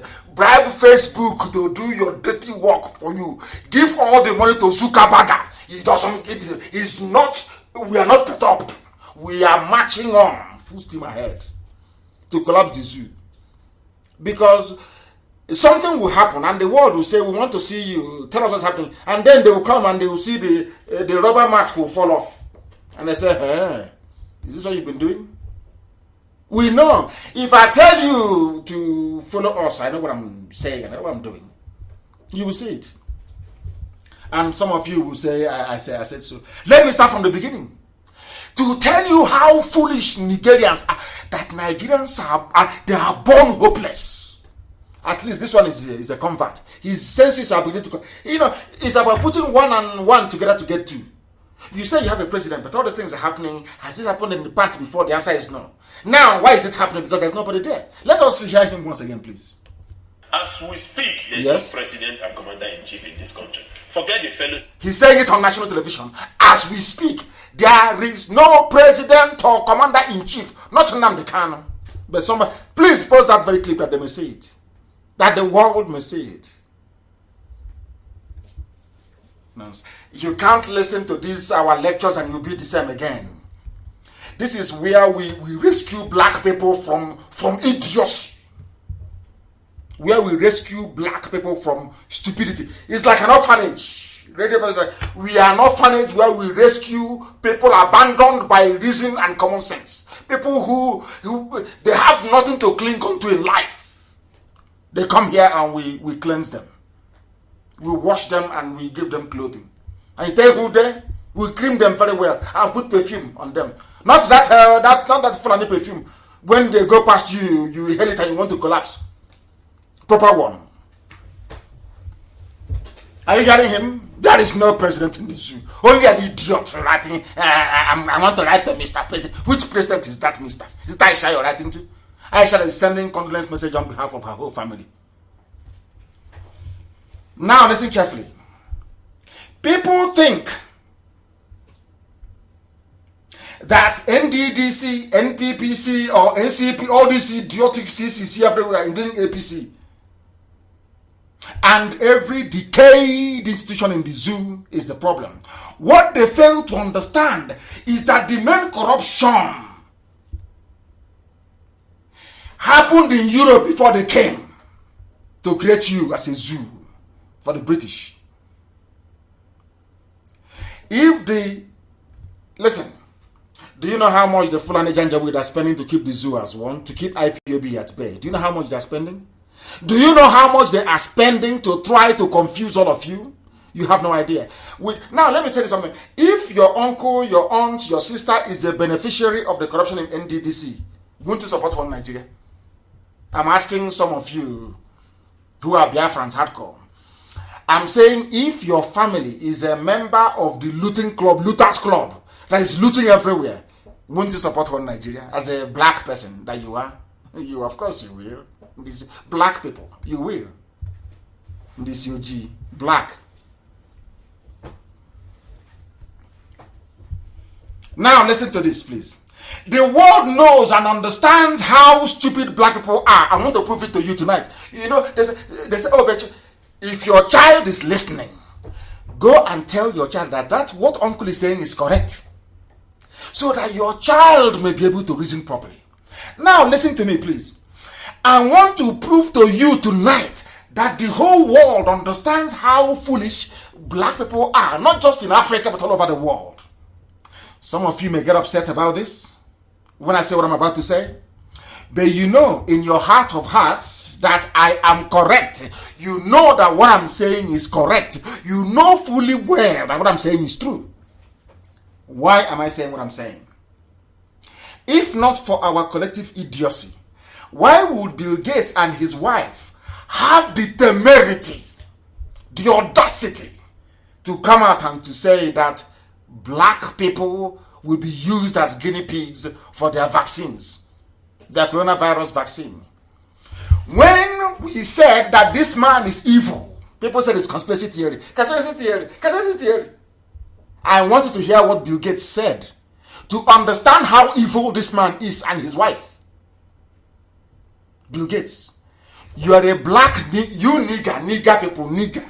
I call you nigger because you have refused to reason. Listen to what white people are planning for you because you are stupid. That is why they are planning to experiment with you, and in so doing they are going to sterilize you. Our mothers can no longer be pregnant anymore. They want to control the population of black people. That has been the long life dream of the Gates family. That is, they are called eugenics. They want only white people to inhabit the world. When I say it now, tomorrow BBC will write rubbish. I want to prove it to BBC. This is the video clip of Bill Gates and his wife talking about COVID-19. This is Bill Gates and the wife and Melinda saying what they will do to you niggers. Because why? You have refused to reason. This is the consequences. Being a nigger has a price. And I want you to hear from Bill Gates how useless and worthless you are, and why only Biafra can save all of you. Listen very carefully, please. Listen. They deserve to get this vaccine first. And from there, you want to do tiering in various countries to make sure your most vulnerable populations get it. In our country, that would be blacks and Native Americans, people with underrepresented conditions, and the elderly. And so we need to look at as a globe, and we're involved Are you listening? European leaders, blacks, African leaders, and Southeast Asia to make sure there's a purchasing fund that can pull that vaccine through when it's available and get it out in wide-scale distribution. You know, in fact, the testing could have been ramped up very quickly in a few countries that have almost avoided the epidemic entirely, like Taiwan, New Zealand, Australia, they took their experience and actually prepared, and so they moved a lot faster. So we, we'll have to prepare for the next one. That, I'd say is will get attention this time. Are you even listening? Bill Gates said, since you people are laughing at me with COVID-19, a new one is coming. That one will come, and then you will know I am serious. But meanwhile, Melinda, my wife, and me, we have vaccines. Some governments have purchased the vaccines, and those governments have agreed to test it on their black population. Oh dear, hi.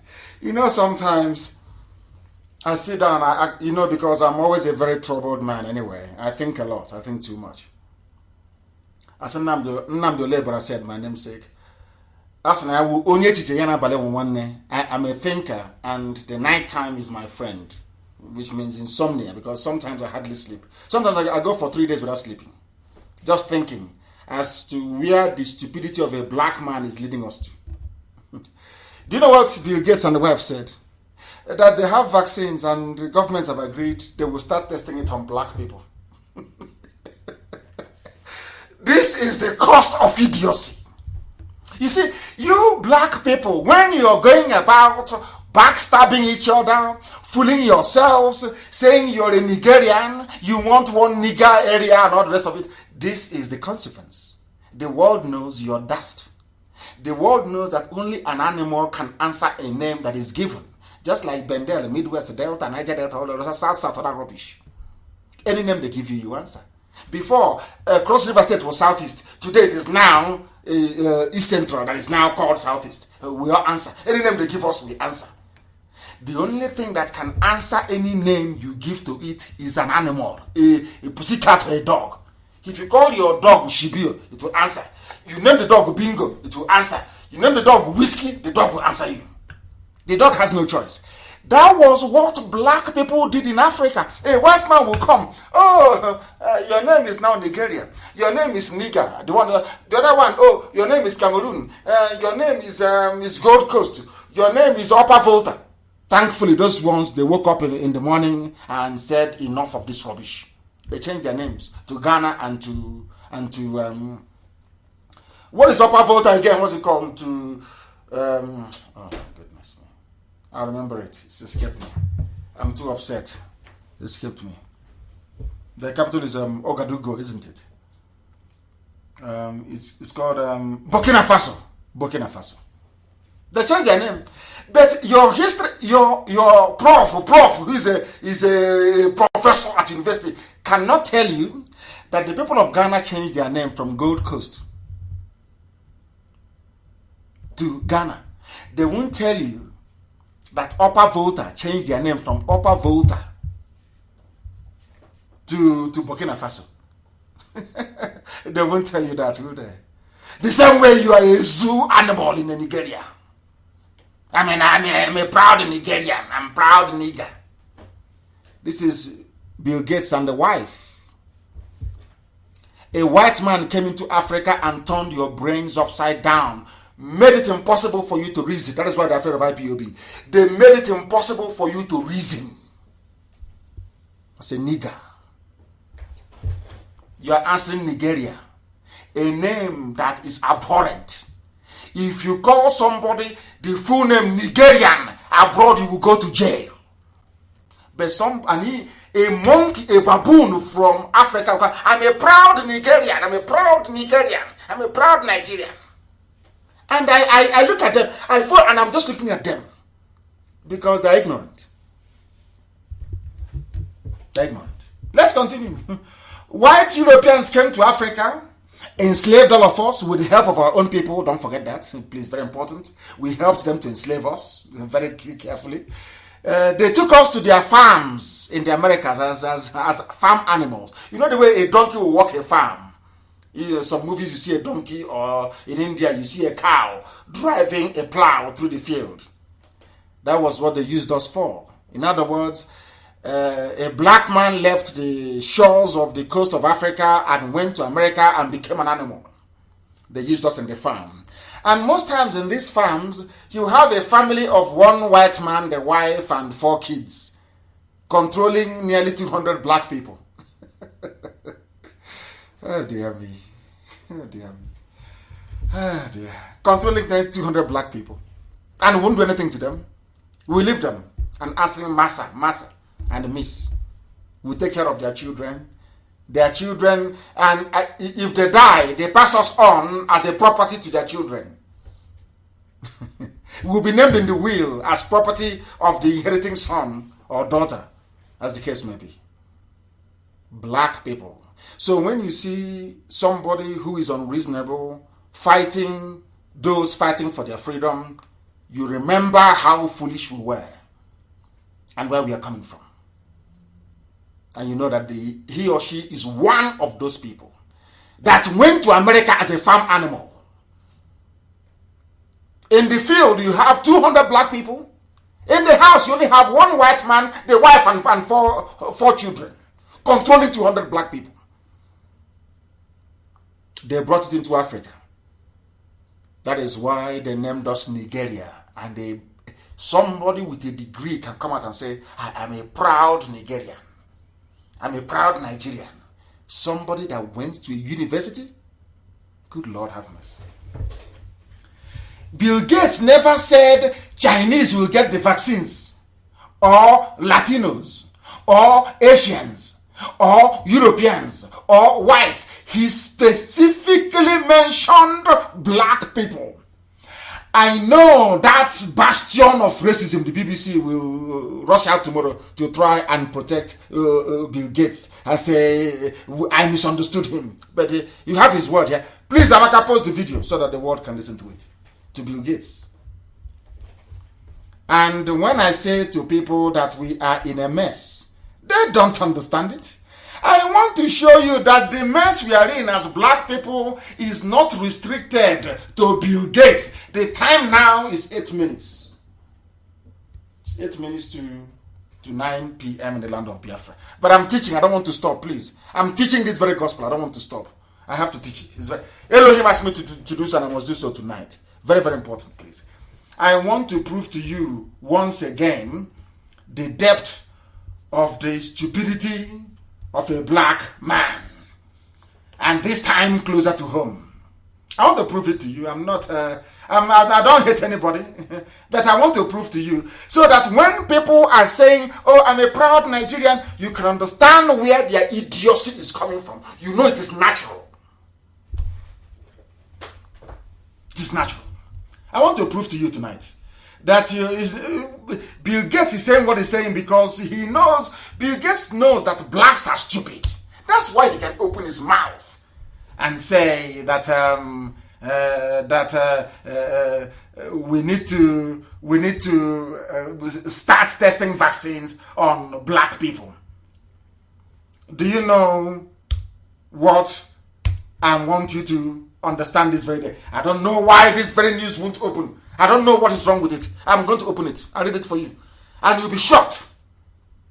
When I tell you that we blacks, there is something wrong with us, I know what I am talking about. And I want to prove it to each and every one of you tonight.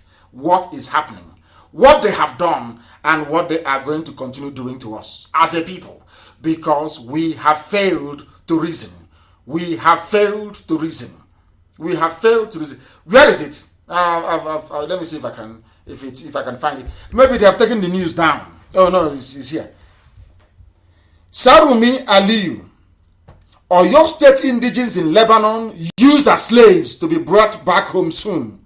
I'm going to read the news for you. This is the type of news. But before they were taken as slaves, I'm sure they were saying they are proud one Nigerians. We are one Nigerians. We are one Nigerians. They went to Lebanon and they are slaves in Lebanon. In this day and age, 21st century, black people are still, this time around, voluntary slaves in Lebanon. There is something wrong with us, isn't it? Something is wrong with our brain. The senior special assistant to Oyo State Governor on Diaspora Affairs, Mrs. Bolanle Sarumi Aliyu, has declared the government's readiness to evacuate 40 women of Oyo State origin from Lebanon. Mrs. Sarumi Aliyu, in an interview with journalists on Tuesday in Ibadan, said Oyo State is working to ensure that its over 40 female indigenes who were sold into slavery in Lebanon are brought back home. Who sold them into slavery? Who do you think did that? Black people. Selling their own sisters into slavery. And they have no shame, no honor, and no dignity. 40 of them. I'm sure it was an Igbo man that sold them to slavery in Lebanon. They are slaves. Or your state is bringing them back. These are black people. Blacks who should be fighting for freedom, but instead they are selling their own sisters, selling their own women into servitude, selling them into slavery. This is a black man for you. This is a black man for you. Now you see it. 40 of them, Yoruba Odua women in Lebanon, sold as slaves by black people. Blacks selling black people into slavery. That is the extent, that is how dark their heart is. So when a white man is painting a Satan Lucifer to be black, you can understand the reason why. I don't blame them. I don't. Who sold them into slavery? Black people. Blacks. And the idiot that sold them into slavery, I'm sure has no shame. He or she would have no shame. They will come out and will be talking openly. Do you see it? No honor and no dignity. 40 of them sold into slavery.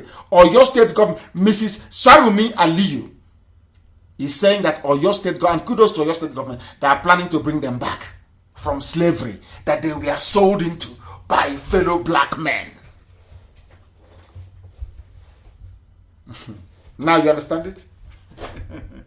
Zoological Republic, where evil is celebrated.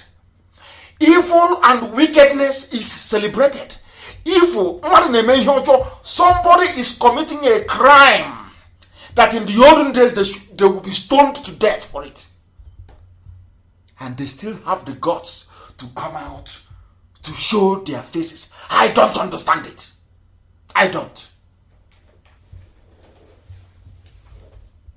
understand it. I don't. Unbelievable. Let us go to Bill Gates. Blacks in America prepare for COVID-19 vaccine test. You are now the guinea pig. Blacks in America. 3 minutes to 9 p.m. in the land of Biafra. I must preach, please. I must preach. Facebook will do their worst. It doesn't bother me. I must preach this gospel. I must preach it. Unbelievable. Since its inception, underlying all these things is a culture of corruption. And I'm beginning to wonder, does it mean that the same way that black people are predisposed to ignorance and stupidity, does it also mean that black people, as well as being very wicked naturally, are we also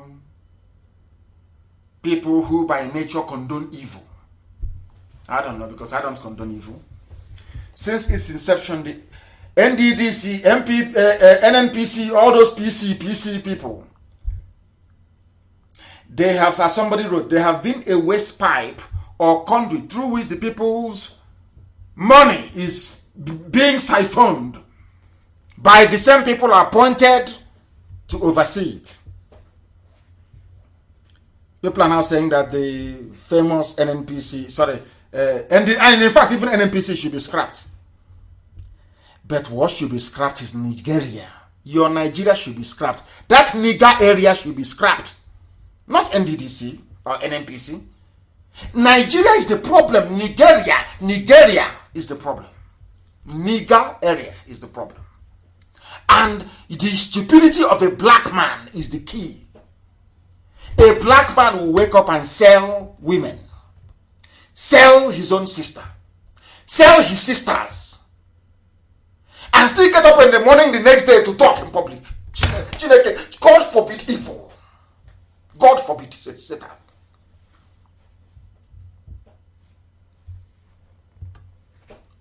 People who should be stoned in the market square. Abomination. 40 of them are in Lebanon. 40 women are in Lebanon. Sold into slavery by black people, black men.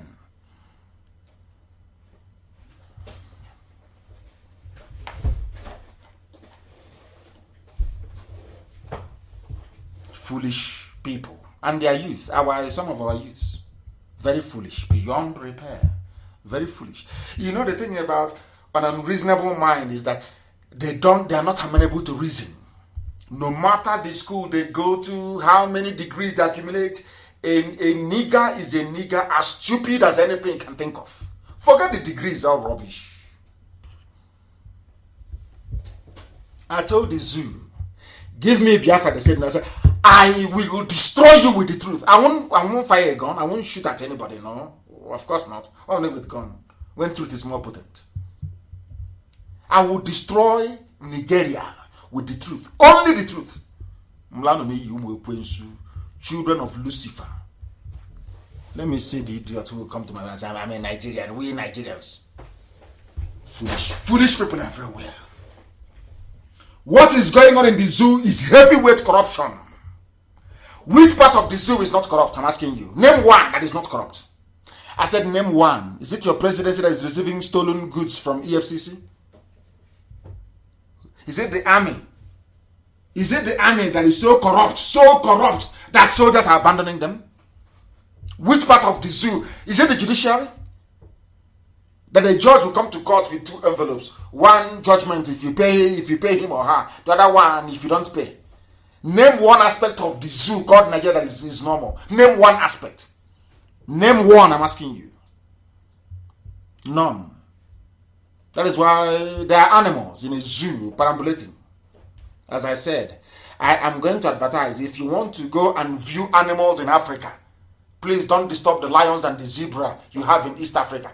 Please come to Nigeria and see how animals behave in broad daylight. Somebody will come and be running a connection house. Somebody selling his own sisters. And do you know what I find? You know, these days when they give birth to babies, these days the palm of their hands are open. You know, when we are small, you know, when a child is given birth to, I don't know, maybe it has to do with Indomie. I don't know what it is. Maybe it's Indomie or I don't know. Maybe it's Big Brother. I don't know. You know, when a child is born, you see the baby will clench his or her fist. It will take weeks before the hands will open. But these days, you give birth to a child at 12 o'clock, a minute past 12, his or her hands are open. Maybe that is the issue. Why somebody will sell the sister and still come out in the public to talk. God forbid. God forbid. Satan. Now, what is going on, as somebody wrote, not me, somebody wrote, and I'm reading what somebody wrote, is heavyweight corruption involving the Fulani. As I told you, the Fulani, they are the cancer. Fulani is the cancer. They are, oh my goodness. Fulani is the cancer. Fulani is the cancer. They are irredeemably corrupt, believe you me. I'm telling you the truth. They are liars and they are deceivers. Fulani. They deceived Hausa. Before Hausa could wake up, they have conquered them. They deceived everybody all the way to Yoruba Oduduwa land. They went to the issue of Nupe, they deceived him. They went to the Ata of Igala, they deceived him. When will you people learn that Fulani is playing with? Fulani is the fulcrum of corruption. Because they produce nothing. They have nothing to lose. They have nothing.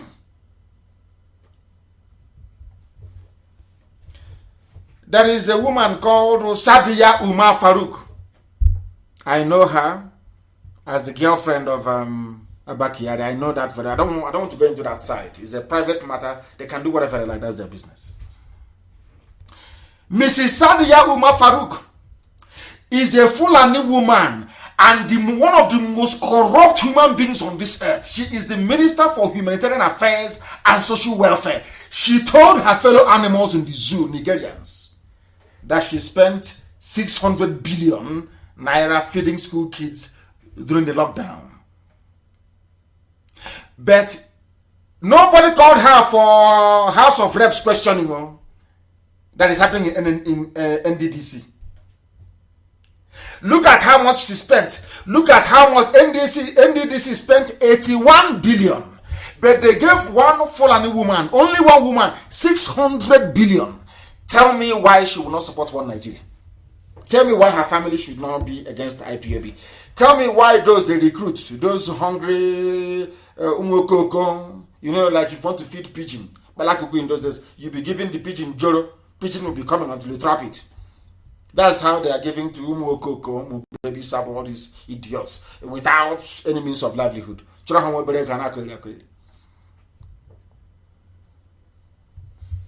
Sadiya Umar Farouk, what did she spend? How much? 600 billion. Has she been probed? No. Do you know why?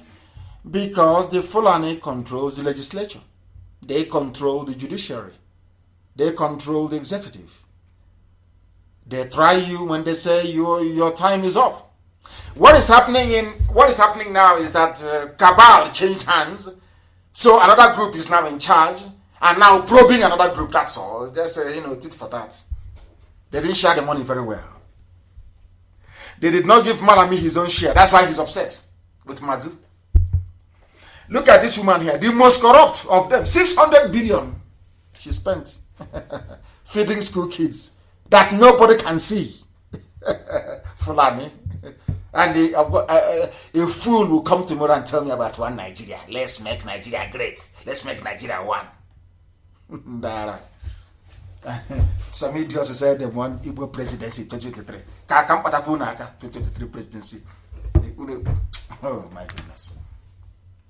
The same woman said, on top of the 600 billion, I want you to follow this very carefully. 1 year, this woman has spent over 2 trillion naira, trillion in her budget. No questioning. Nobody knows where the money went.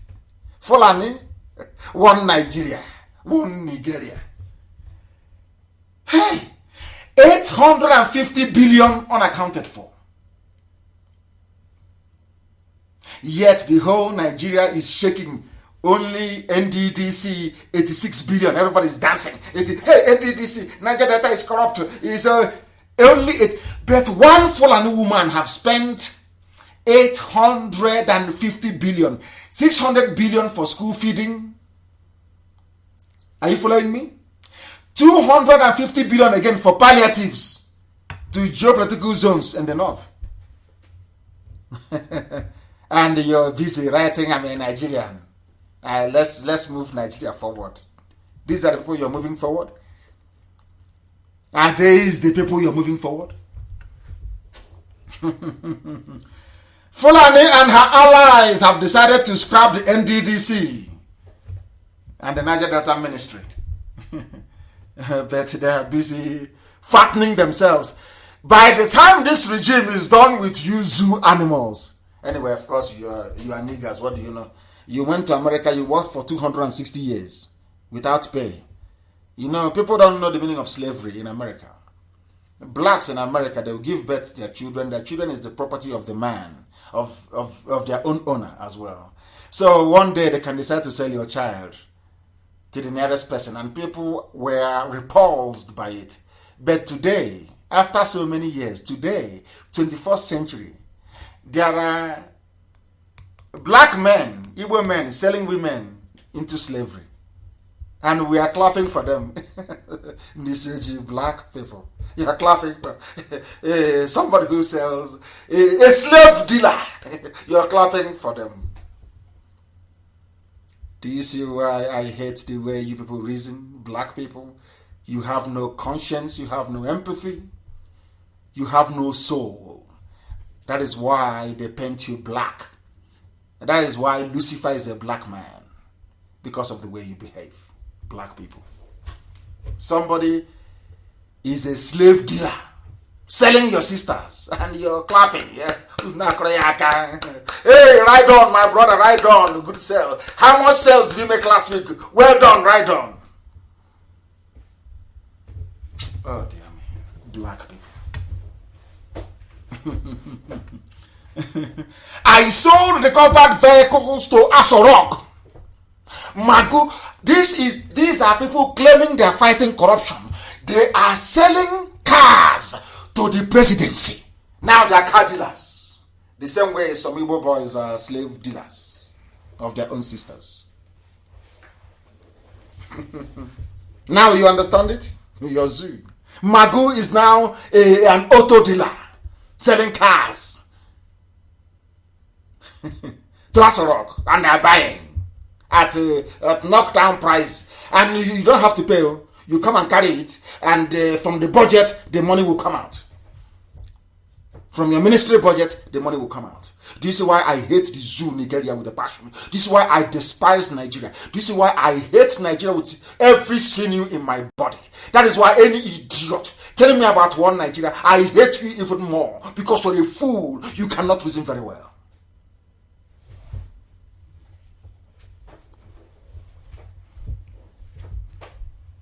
Somebody wrote again, not me.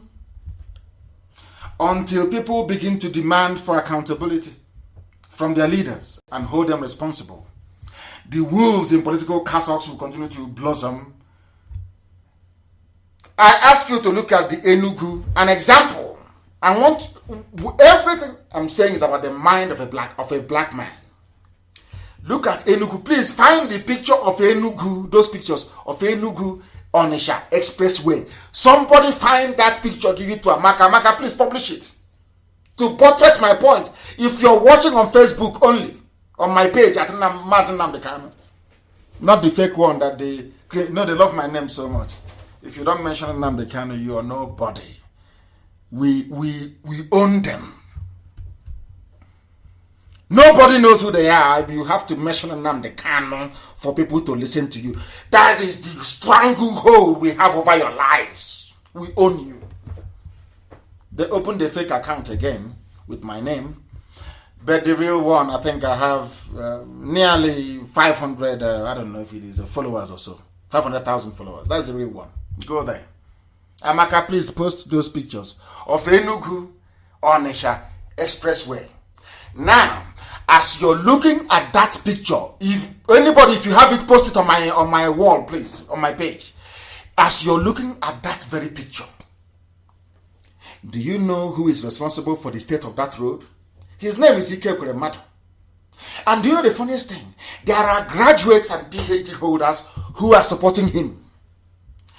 They come, they see that road, they know the road is unpassable, you cannot use it. All the money that Jonathan voted for that road, a human being, one person put it inside his pocket. Do you know what he did? He went and rented about 4 E-rats. They're all graduates without a job. Gave them money. Say, please defend me. Anybody who talks about this road or tries to implicate me, please go after them and attack them. And they are writing to defend somebody that stole a critical, vital infrastructure away from them. Now you understand the type of zoo that people are in. Now you understand it? Do you see the mind of a black man? You are a graduate, you have no job. The person who is making your life a misery now contracted you and is giving you 2,000 naira every week to defend him, and you accepted. Now tell me why I should have regard for the school, your alma mater, the school that you went through. Tell me why I should respect you. Others say that they are PhD holders. You have PhD. Is it PhD in ignorance or PhD in idiocy?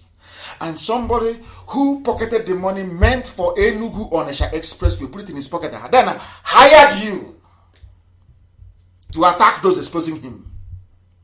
Because you're a black man. You are black.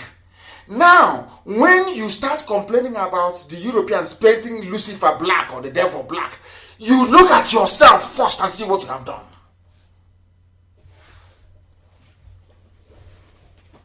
Look at it. Look at that road. And before you start complaining and blaming anybody else, I want to tell you tonight that the money meant for that road, the billions for that road, is with Ike Ekweremadu. Where is the money? Where is it? Now you understand, don't you? Oh dear me. Oh dear me. Enugu on the expressway. And they want us to regard them as intellectuals, as leaders, as pillars of society, as the elite. You are making our life a misery. We cannot travel from Onitsha to Enugu. The money meant for the road, you stole the money, you ate all, I'm going to say it, you bought your houses in Dubai. And you still come out and tell me that things will be better. We should vote for you, things will be better tomorrow. Do you see how our people behave? Oh dear me. Or is it Ebonyi State? Ebonyi. Is it Ebonyi? As we are campaigning all over the world that we are in very serious trouble, our dear Governor Dave Umahi in Ebonyi State is conducting what he called Interfaith Dialogue Forum for Peace. This is Ebonyi State that without IPP by now they would have been gone. We are fighting in Ebonyi and losing men every blessed day. I don't want to tell her. If I release the picture now, they will say, oh, Nnamdi Kanu is a terrorist. He's fighting Fulani in Ebonyi. I have all the pictures and the videos. I have them. In Ebonyi State, where they are killing us and taking over our land. In Ebonyi State that has the finest, should I say, Islamic secondary school in the whole of West Africa. They want to take our land over by force. It's where they're having interfaith dialogue. Do you know why they're doing it? So that Zoo, Nigeria, will now tell their consultants in America to write to Pompeo, telling Pompeo that Ebonyi State, that Nnamdi Kanu claims Ebonyi State is part of Biafra, and that Fulani terrorists are killing Christians. Can't you see in his so-called Biafra, they are holding interfaith dialogue? Do you see what our people are doing? Trying to undermine us and the work we are doing. Can you see it? Can you see it? I ask. Governor Dave Umahi came up with this very trick in Ebonyi State, which is a complete deceit in all aspects. They are trying to cover the Islamization because Dave Umahi wants to be the president. Or vice, not president, but of course vice. They know nobody in their right mind will say to an Igbo man, take presidency. They know it's not going to happen. They're joking for VP position. He called the program Interfaith Dialogue Forum for Peace. He claims he wants to unite all Christians and Muslims together in Ebonyi State to prove to the world that Nigeria is not having any issue at all on religion. The same thing Hausa did. What our dear governor is doing in Ebonyi State was not exactly what the Hausa kings did. They allowed the Fulani to come. They said they have come to teach us interfaith, old Islam and new Islam, and new ways to do things. Before they woke up, every king has been killed, replaced by a Fulani emir. Why can't you learn from history? Because those who do not learn from history has a very canny attitude of repeating it. And history will always repeat itself. Why are we making all these mistakes? Why? I keep asking you. Because what matters to the likes of Dave Umahi is that he is the president. What if Fulani like they can take over his land? It doesn't matter. It's cutting off your nose. I wouldn't even say cutting off your face to spite your cutting off your nose to spite your face. No, it's way worse than that. Very sad indeed. He must retrace his steps.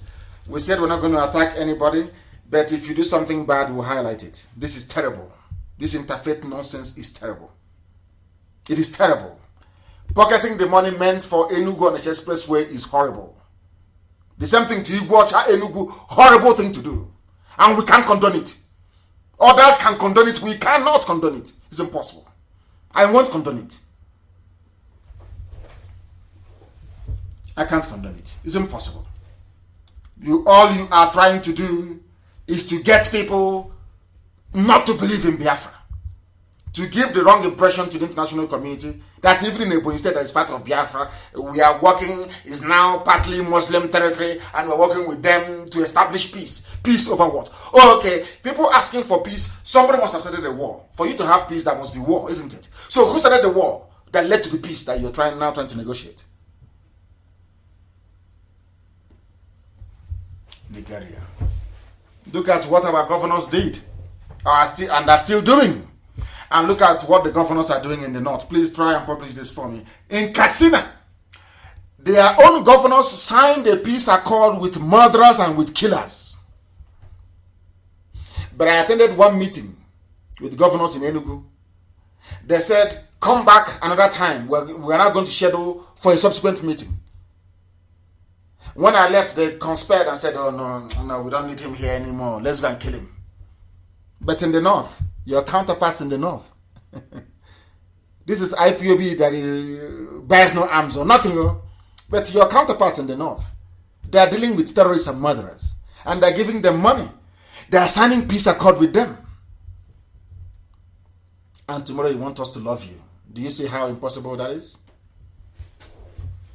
Katsina killings, we signed peace accord with bandits to avoid loss of lives, but they betrayed us, Governor Masari says. Do you understand it now? There is corruption going on. Terrorists are everywhere killing soldiers. And bandits are getting paid. All in that same one Nigeria, your one Nigeria, that you want me to belong to. I wish people can understand. Furthermore, I am saying that the whole nonsense NDDC charade should stop because everybody is corrupt. After all, in Katsina, the villages in the state of the so-called hard man you claim is alive. Villagers in Katsina are paying terrorists not to kill them. In the home state of somebody you claimed is a hard man, is coming to restore security. And all of you are mopishly and sheepishly walking about every day as if nothing is happening. Nobody can ask him, you claim Buhari is alive. And in his home state, people are paying monthly fees to bandits to evade attacks. And he has not said anything. And that said Buhari is alive. Jonathan Yejirika bombed Boko Haram, and Jonathan and Buhari spoke. And now his own village is under attack, and he cannot say anything. And that same Buhari is alive. You people, people are sick in the brain, honestly speaking. Sick in the brain, all of you. What people don't know is our strategy and why we do things the way we do it. They cannot comprehend it. When I told you that Buhari was, why every time is this? Buhari is not, Asorok is empty. But do you know that the infighting you're seeing now, all these one set of cabal probing another set and vice versa, is because there is nobody there? In Asorok? When was the last time you saw Sibajo? Nobody can tell me. I mean live on television talking. Nobody can tell me. When was the last time you saw Buratai? Nobody can tell me. Buratai, his own case is Operation Python Dance. Of course he's gone. Forget all the nonsense they're telling you. People who do not understand our strategy question our motive and question our modus operandi, the way we operate. They don't understand it. Somebody, I wouldn't have talked about it, but somebody inboxed me I'll say, sent me a WhatsApp message and said, what is this thing?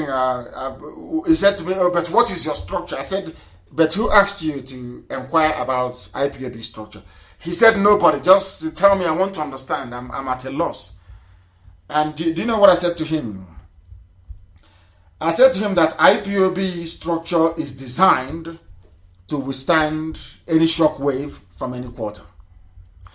That was why even after my incarceration, the various attempts to kill me, my days of recuperating from injuries, my trip to Israel and subsequent public appearance, IPOB remained intact. Despite every attempt to break it, it didn't break. For those who may not know and those who are, should I say, educationally challenged, those that went to those schools where they don't teach you anything, I want you to understand what the word structure means within an organizational context. I would like you to simply Google the word, or should I say a set of words. Ask Google now. Google, please, what is an organizational structure? Because I said to the man, he's an elderly man. I said to him, I said to him, do you know that IPOB is an organization? He said yes. I said, okay. Can you please go and Google what is an organizational structure? And this is the answer you're going to find. An organizational structure defines how activities such as who does what, task allocation, coordination, and supervision are directed towards the achievement of the organizational aims. Now, very simply, it means how the leadership or the hierarchical structure of IPOB is. That is the meaning of structure. What are we looking for? Biafra. How this structure can deliver Biafra. Now, it went on to say that organizational structure affects organizational action and provides the foundation on which standard operating procedures and routines rest. Go and Google it. Now listen to this. And I said to the man, I engaged him for a while. I said to him, have you seen what Google said about being an organization? He said yes. I said, okay, now listen to me. I asked him, who is the leader of IPOB? He said, me, Mazen Nnamdi Kanu. It's you. I said, okay. I said, and who is my deputy? He said, oh, it's Uchemefo. I said, okay. I said, do you know about DOS? He said, yes. I said, who leads DOS? He said, oh, I don't know. I said, I'll tell you. DOS is headed by Mazi Chika Edoziem. And under Mazi Chika Edoziem, we have the continental reps. And under the, please, some of you are very creative, you're very intelligent. I want somebody, before I finish this program tonight, to draw an organizational chart, the structure of IPOB, so that the idiots that claim they don't know, they will know. Because they didn't go to school. They don't know the meaning of the word structure. If you hear a word on our talk sugar, you'll be using a structure. They don't even know the meaning of it. So are you trying to say that IPOB has no leader? No deputy leader? No DOS? No continental reps? No national coordinators? No regional coordinators or state coordinators, as the case may be in the zoo and in the USA? Don't we no longer have local government coordinators? Don't we have zonal coordinators? Don't we have unit coordinators? In other words, IPOB, structurally speaking, is the most sound organization in the world, and I will tell you why. You have the apex leadership. You have the leader, and under the office of the leader, as you can see IPOB today, our structure was set up to deal with internal sabotage. That is why no human being, I'm telling you the truth, no matter who you are, no human being can collapse IPOB. It is impossible. And you cannot divide it either. You can't. If you mess up, you'll be kicked out. You can never divide it. Never is impossible. Do you know why? Because of our structure. We run a command and control structure. Because IPOB is a movement, it's not a political party yet. It may become one in the future, but not yet. At the apex, you have the leader, myself. And under my office, you have the deputy. And after that, coming down, you have the DOS, headed by Chike Edoziem and Mazin Zurumike, deputizing for him. Somebody should be drawing a map, a chart for IPOB to educate the morons and the idiots who don't know anything. And under that, what do you have? Continental reps, who are members of DOS, and some other ESCO members. And under the continental reps, you have, like in Africa, every nation we have presence in Africa now reports to George Onibe as the continental rep for Africa. In other words, Gabon, Togo, everywhere, Ghana, everywhere, they report to him. And inside Ghana, you have regional coordinators. So even an ordinary, I wouldn't say ordinary, even the Ghanaian national coordinator have layers of structure working under him. How can any human being with brain in this world say IPOB has no structure? Do you see why I worry when people are educated in the zoo? Once Biafra is restored, all of you with degrees in the zoo, you will go back to school. Oh? I'm honestly speaking, you go and do a crash course in school. You go and do a crash course. If you don't know what the word structure means, that means you know nothing. Your brains are empty. You know nothing. I believe that is very, very clear now. So that is how we are. So how can there is no movement on this earth that has presence in over 100 countries and territories around the world? Nobody. And in each place, in anywhere you go to, if you travel now and you enter South Africa, the first person you will see is the IPOB National Coordinator for South Africa. And under him, you have the various states or regions with their coordinators. And under that same coordinator, you have the zones and the units. Which other organization has that anywhere in the world? If not IPOB. As they used to say in my place, you know, we are so beautiful. IPOB is so beautiful. So when you look around, there is nothing to talk about. It's a structure. Not knowing you are making a fool of yourself, all of you. In Biafra land, as you are screening those for DNA, for offsprings of Janjaweed, we are screening your certificate. Once you are from the zoo from 1984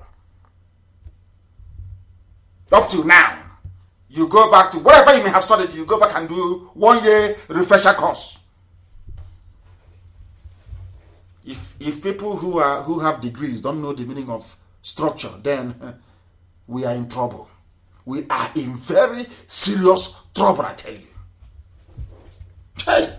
And for those of you who like to be engaged with what we are doing on a daily basis, I am going to reel out a few names for you. These are the people who are broadcasting. If one of them is not on, the other person is on. They are the people that you must go to listen to. Very, very important, please. They are the people you must go to listen to. And I will tell you, Owa Sophia Obaze, Onajita Ego Robot, the Biafra child, Chineke, Onyoma, Prince Darlington, Isoko Biafra is on Facebook doing program. Chimamanda is there doing is Lizzie. Her name Mayegun is there preaching for Duduwa. The person that I recommend you must listen to. Mayegun, you must go and listen to him. Very, very important.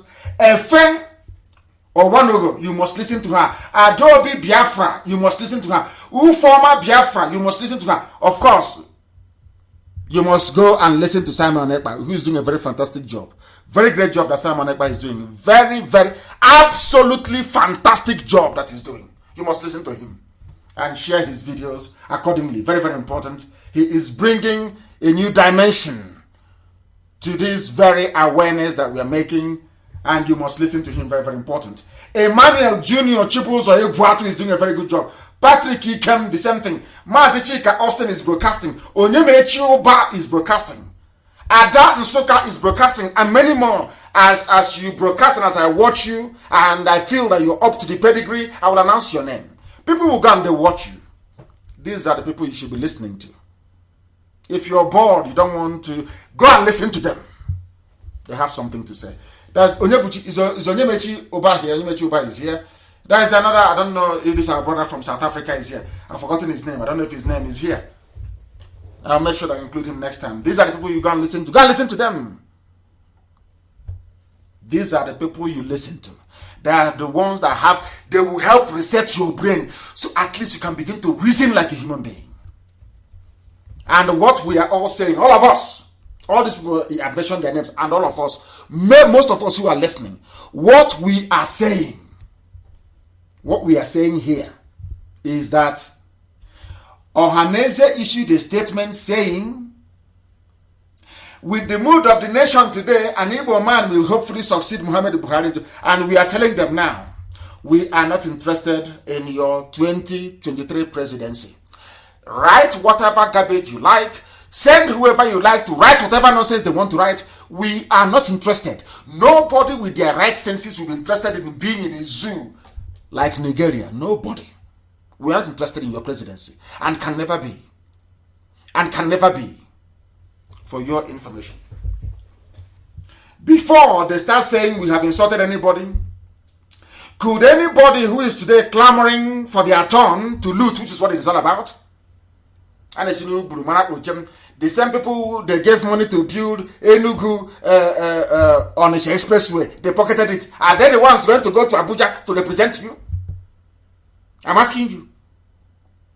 Are they the ones who are going to go to Abuja to represent you? These criminals? Yeah. Oh. We did not die. IPOB family members did not die for one Nigeria. My mom and my dad were not killed because of one Nigeria.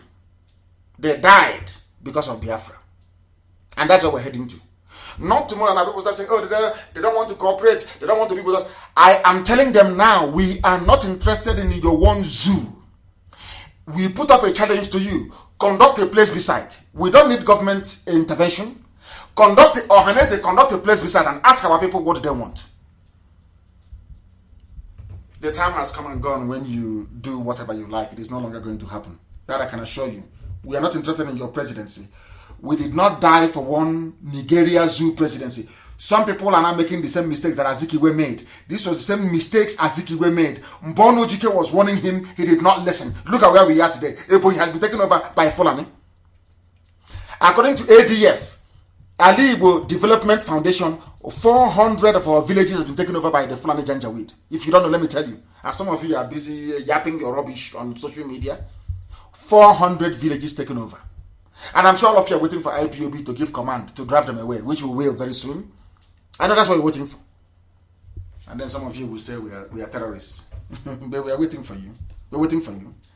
And in the same vein, Boko Haram, I want to ask Ohanese and those who are clamoring for Igbo presidency.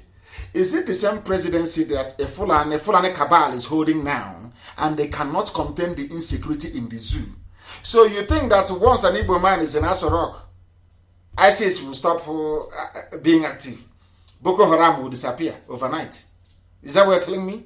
And overnight, Ansaru will go. And overnight, Fulani terrorists, Miet Yala will disappear.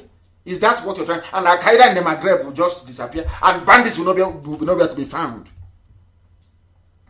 These are the people that made life difficult for Jonathan. You must also understand that the zoo, Nigeria, is seen as an Islamic country. If you are not a Muslim and you are in Aso Rock, they will make your life a living hell. Your presidency will be a failure. I don't want us to make this mistake. I want to appeal to their common sense, their conscience, and their reason, if at all, they possess one. Which zoo are you going to salvage? I'm asking. They say an Igbo man will salvage Nigeria. I'm asking them how. Is Jonathan a foreigner? Is Jonathan not an Igbo man? Good luck, Bele Jonathan. Is he not an Igbo man? Is he not a Biafran? Did he succeed? Despite his best intentions, he was a very good man. Did they allow him to succeed? Are you not the same people that connive with Fulani terrorists in uniform to bring Operation Python dance now telling us about presidency? So you think those that if you can kill IPOB when you are just ordinary errand boys for the caliphate, imagine what you will do when you are there. You will try to impress them. And by trying to impress the Fulani, I'm telling you, you come and you massacre all of us overnight. Nothing like zoo presidency. We want Biafra. If no Biafra, nothing else. We don't want anything else, only Biafra. There you will not steal and loot. You are clamoring for presidency. And you are the same people in Imo State giving our land to Fulani. The same people in Ebonyi State giving our land to Fulani, doing interfaith dialogue. Hey, if your president is over now for us now, Fulani will tell you, oh, we want to build a Fulani village in Ungwa. You say, oh, please go ahead. I'm the president. I am one Nigeria. I want to prove to them that I'm not a tribalist. That's what you will do. And we will be in even more mess. We don't need your zoo presidency. We don't need it. The same people selling land in Imo State. Did the Okorocha sell our land to Fulani people in Imo State? Are they not the people you're going to bring out as president? Huh? You sold our land to Fulani in Imo State. And you want to be president of Nigeria. Oh, it will not work. Oh?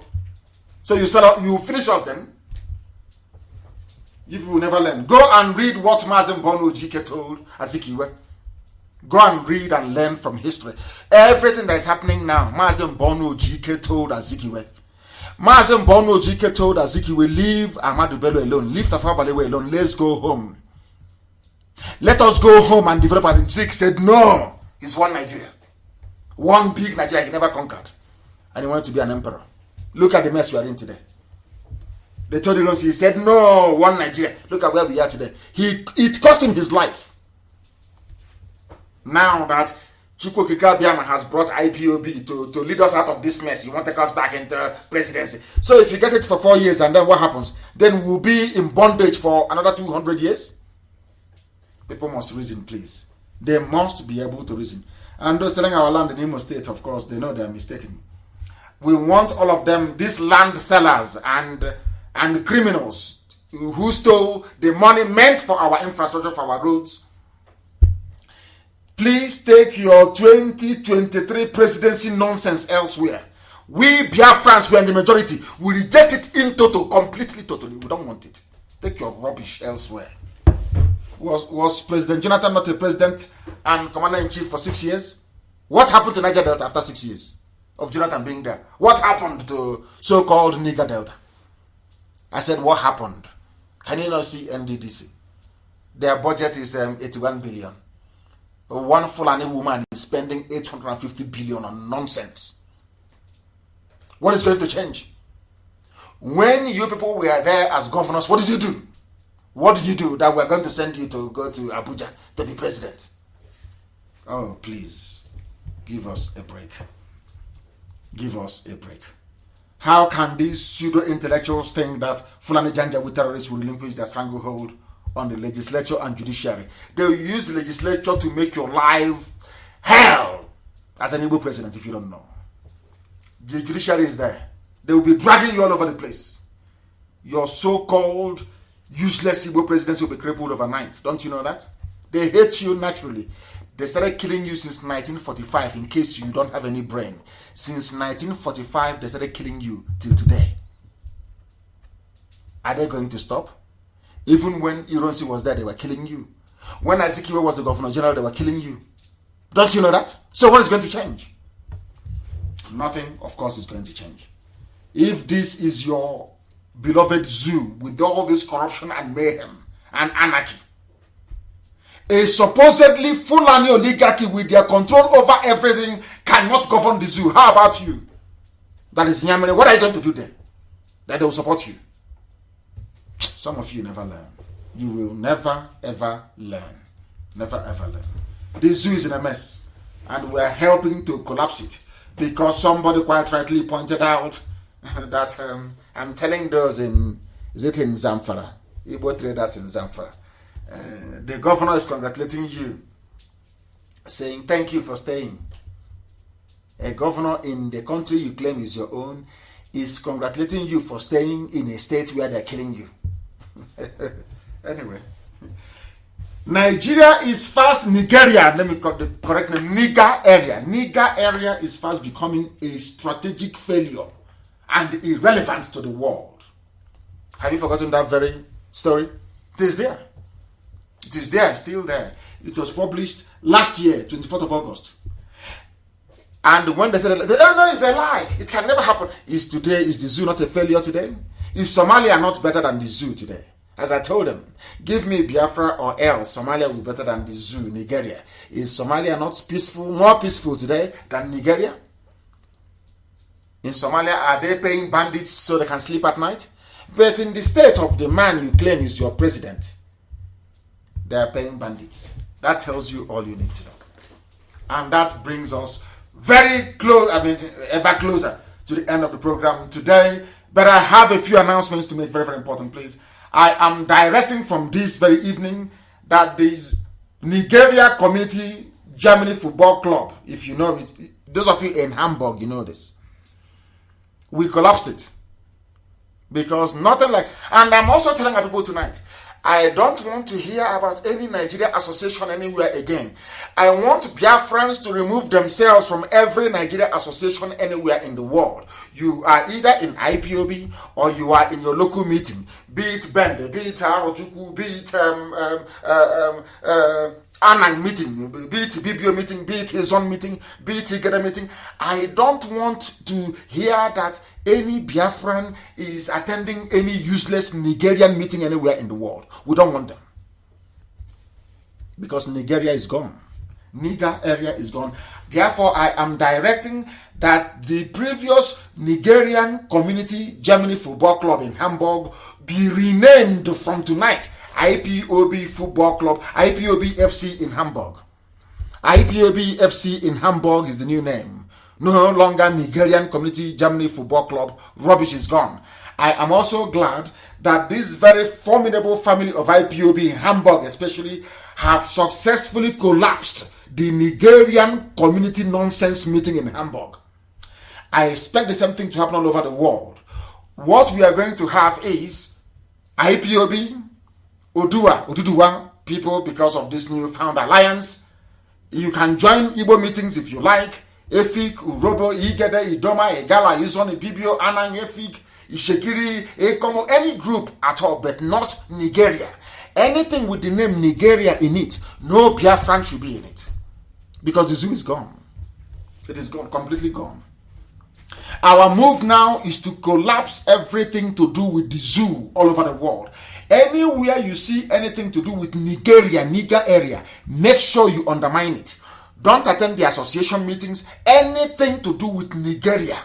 Because those are the helm of affairs, are only there to basically to help politicians to loot money, to help them to buy houses, and then to await their own turn to go and loot. That's all they're good for.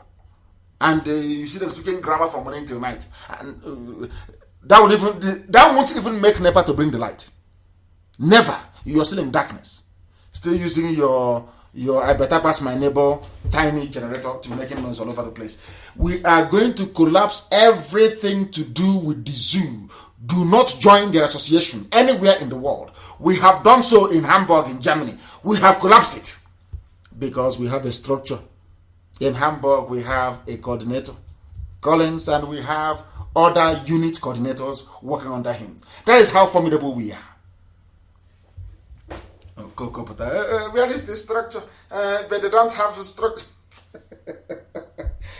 Hey! Oh, dear me. Anywhere you see Niger area group or association in the world, collapse it. If you're a Biafran and you are in any Niger movement anywhere in the world, you are an impediment to our progress. You are an enemy of the people. And you're the child of a slave. And you will die a slave in turn. As simple as that. I have warned repeatedly that coordinators should not have anything to do with the finances. I've said that time and time again. I got some reports from Enugu and I will ask our sister to address it in our subsequent broadcasts. I don't want anybody associated with anything to do with finance. I also got a report from Kanu that somebody wanted to... We found a woman who should be our financial secretary, and the previous one, who is a man, said no. In Kanu, we'll find his name, and he will be expelled from the movement because our orders are being given only once. I give an order only once. If you don't obey it, we will expel you. As we expel you, the highest thing you can do is you can open four fake Facebook accounts and be talking rubbish. After a while, nobody will know who you are. Your name will be forgotten. As simple as that. That's all. You must obey. Any order given is for the benefit of the movement. I said no coordinator should have anything to do with finance. And secondly, I don't want any man being a financial secretary or treasurer. I don't want. It has to be our mothers, our women. As simple as that. As simple as that. And I was hoping to announce our inquiry lines. I was hoping to announce our inquiry lines today because for some reason some people may have forgotten. They may have forgotten, but I'm going to announce our inquiry lines again. It's only WhatsApp and only text or calls only, please, not video call, WhatsApp only. Please write the name down, and Amaka, if you may, please try and post our inquiry lines once again. These are the lines for IPOB strategic operations. Through this line, we have recruited a lot of people. Scientists, the very best brains that we have. They have contacted us, and they are now doing various work for IPOB all over the world. Therefore, please take down these numbers, please. These are the numbers to call if you have any help to render, if you have any advice to give, if you have any suggestions to make. These are the numbers to call. +61 434 294 745. I repeat, +614 342 94 745. There's another number as well, +614 7848 9664. I repeat, +614 7848 9664. Then there are other two numbers as well, please. There are 4 numbers in total. I've given you 2, remaining 2. +44 is a UK line. +44 7459 139001. I repeat, +44 7459 139001. That's another number, the last one but not the least, +44 744 023 8814. I repeat, +44 744 023 8814. And that brings us to the end of the program this very day. I won't take your calls, but on Friday morning, I assure you, I'm not going to have any program. 7 a.m. in the morning will be live on Friday, and then I will be able to take your calls. I thank all of you very much for listening. Everything I say to you is out of love and compassion and not out of hatred, because I want all of you to be free. I want all of us to be free, to lead very decent, honorable, and humble lives, please. Under freedom, be it in Oduduwa, be it in Biafra, be it in Middle Belt, be it even in Hausa land. I just want people to be free, and I want us to be able to reason properly, because if we fail to reason properly, then we are doomed. What we have witnessed for the past 300 years will continue, and we don't want this type of very miserable existence for our children. Even if we hate ourselves, we cannot afford to hate our children. We must build something better for them.